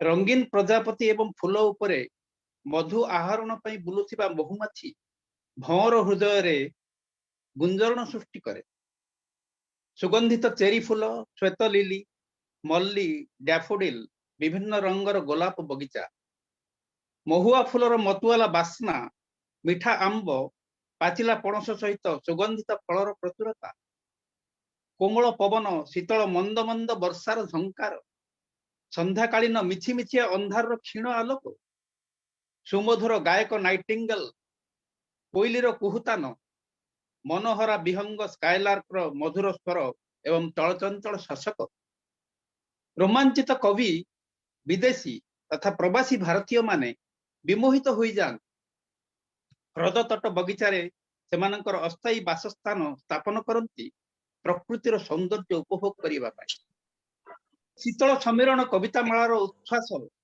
भीतर कनिका सदृश मनोरम परिवेश को शांत स्निग्ध करे सुवर्ण छटार रंग मो प्राणर आग्नेयगिरीर भावनात्मक समस्त आवेग को प्रज्वलित करे आम प्रेम बसंतर रोमांचित मुहूर्त सबु नील अनंत आकाश तले पल्लवित शाश्वत प्रेम मेघ आढ़ुआल रे चित्ताकर्षक सप्तरंग इंद्रधनुटीए परी आकाशमंडल को समुज्जल करी सबुरी मन मोहि दिए. So this was my rendition in Odia. So now I would like to recite my poem in English. Hope you might have liked my poem. It is all about spring. The title of my English poem is Poets Paint Sky and Ocean. Poet's mind is capable of perceiving fantastic imagery. Everything in the universe can be comprised in poems. Poet can paint bizarre scenes through his alphabets. He can directly take you to Disney's Wonderland. He can steer you deep inside mysterious ocean. He gives you wings to fly in infinite blue azure. Paints rainbow in clear skies, though not a painter. His poems can create sweet, fragrant, mesmerizing blossoms. His amazing poems can transform darkness into effulgence. He creates multi-hued flora and fauna with perfect hallucinations. His magical skill creates both airy and euphorial situations. We can accomplish incredible tasks inspired by his verses. And that is the end of my English poem. And that is the close of my rendition. Thank you for listening. Excellent, sir. As always, excellent, excellent. I love the Odia poem, especially I love the poem so beautifully, you retain it and so beautiful. I love it. Because of That is you the only, I started writing in Odia. that's the flavor of the You are language. my We could inspiration. enjoy the language. We could, though you couldn't understand, we could get some words, there's a feel of words. So beautiful. Thank I you. love the Odia especially. You know, you can read English is as usual, but yeah, it's good. But Odia is fine, super. And please welcome our next poet, Ambassador Priyanka Niyogi. Yes. Hello, are you listening to me? Yes, yes, ma'am. Very good evening to all of you. Another day we are brought for respected Krishna Kumar sir, who is organizing today's session. My hearty thanks to again Krishna Kumar sir, who is giving me opportunity, and my hearty thanks and respect to all of you. We all want peace. So my poem is about peace.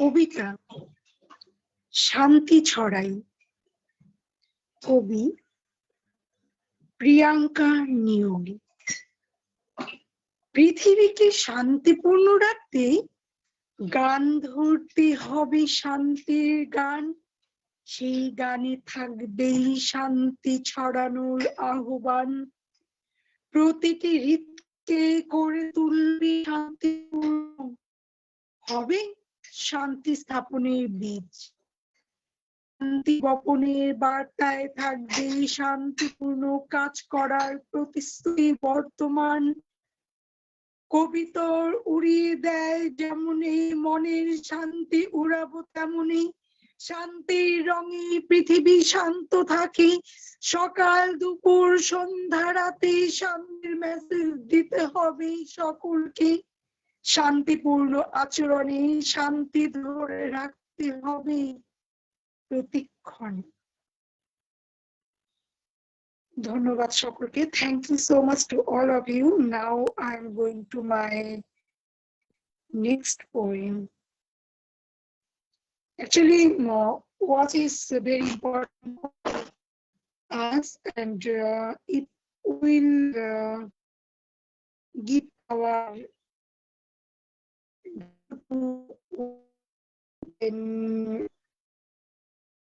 watch or annually give value with us. So my next poem is what Online Ghori Kolomi Takanyu ঘড়ির সাথে চিবি সব জুড়ে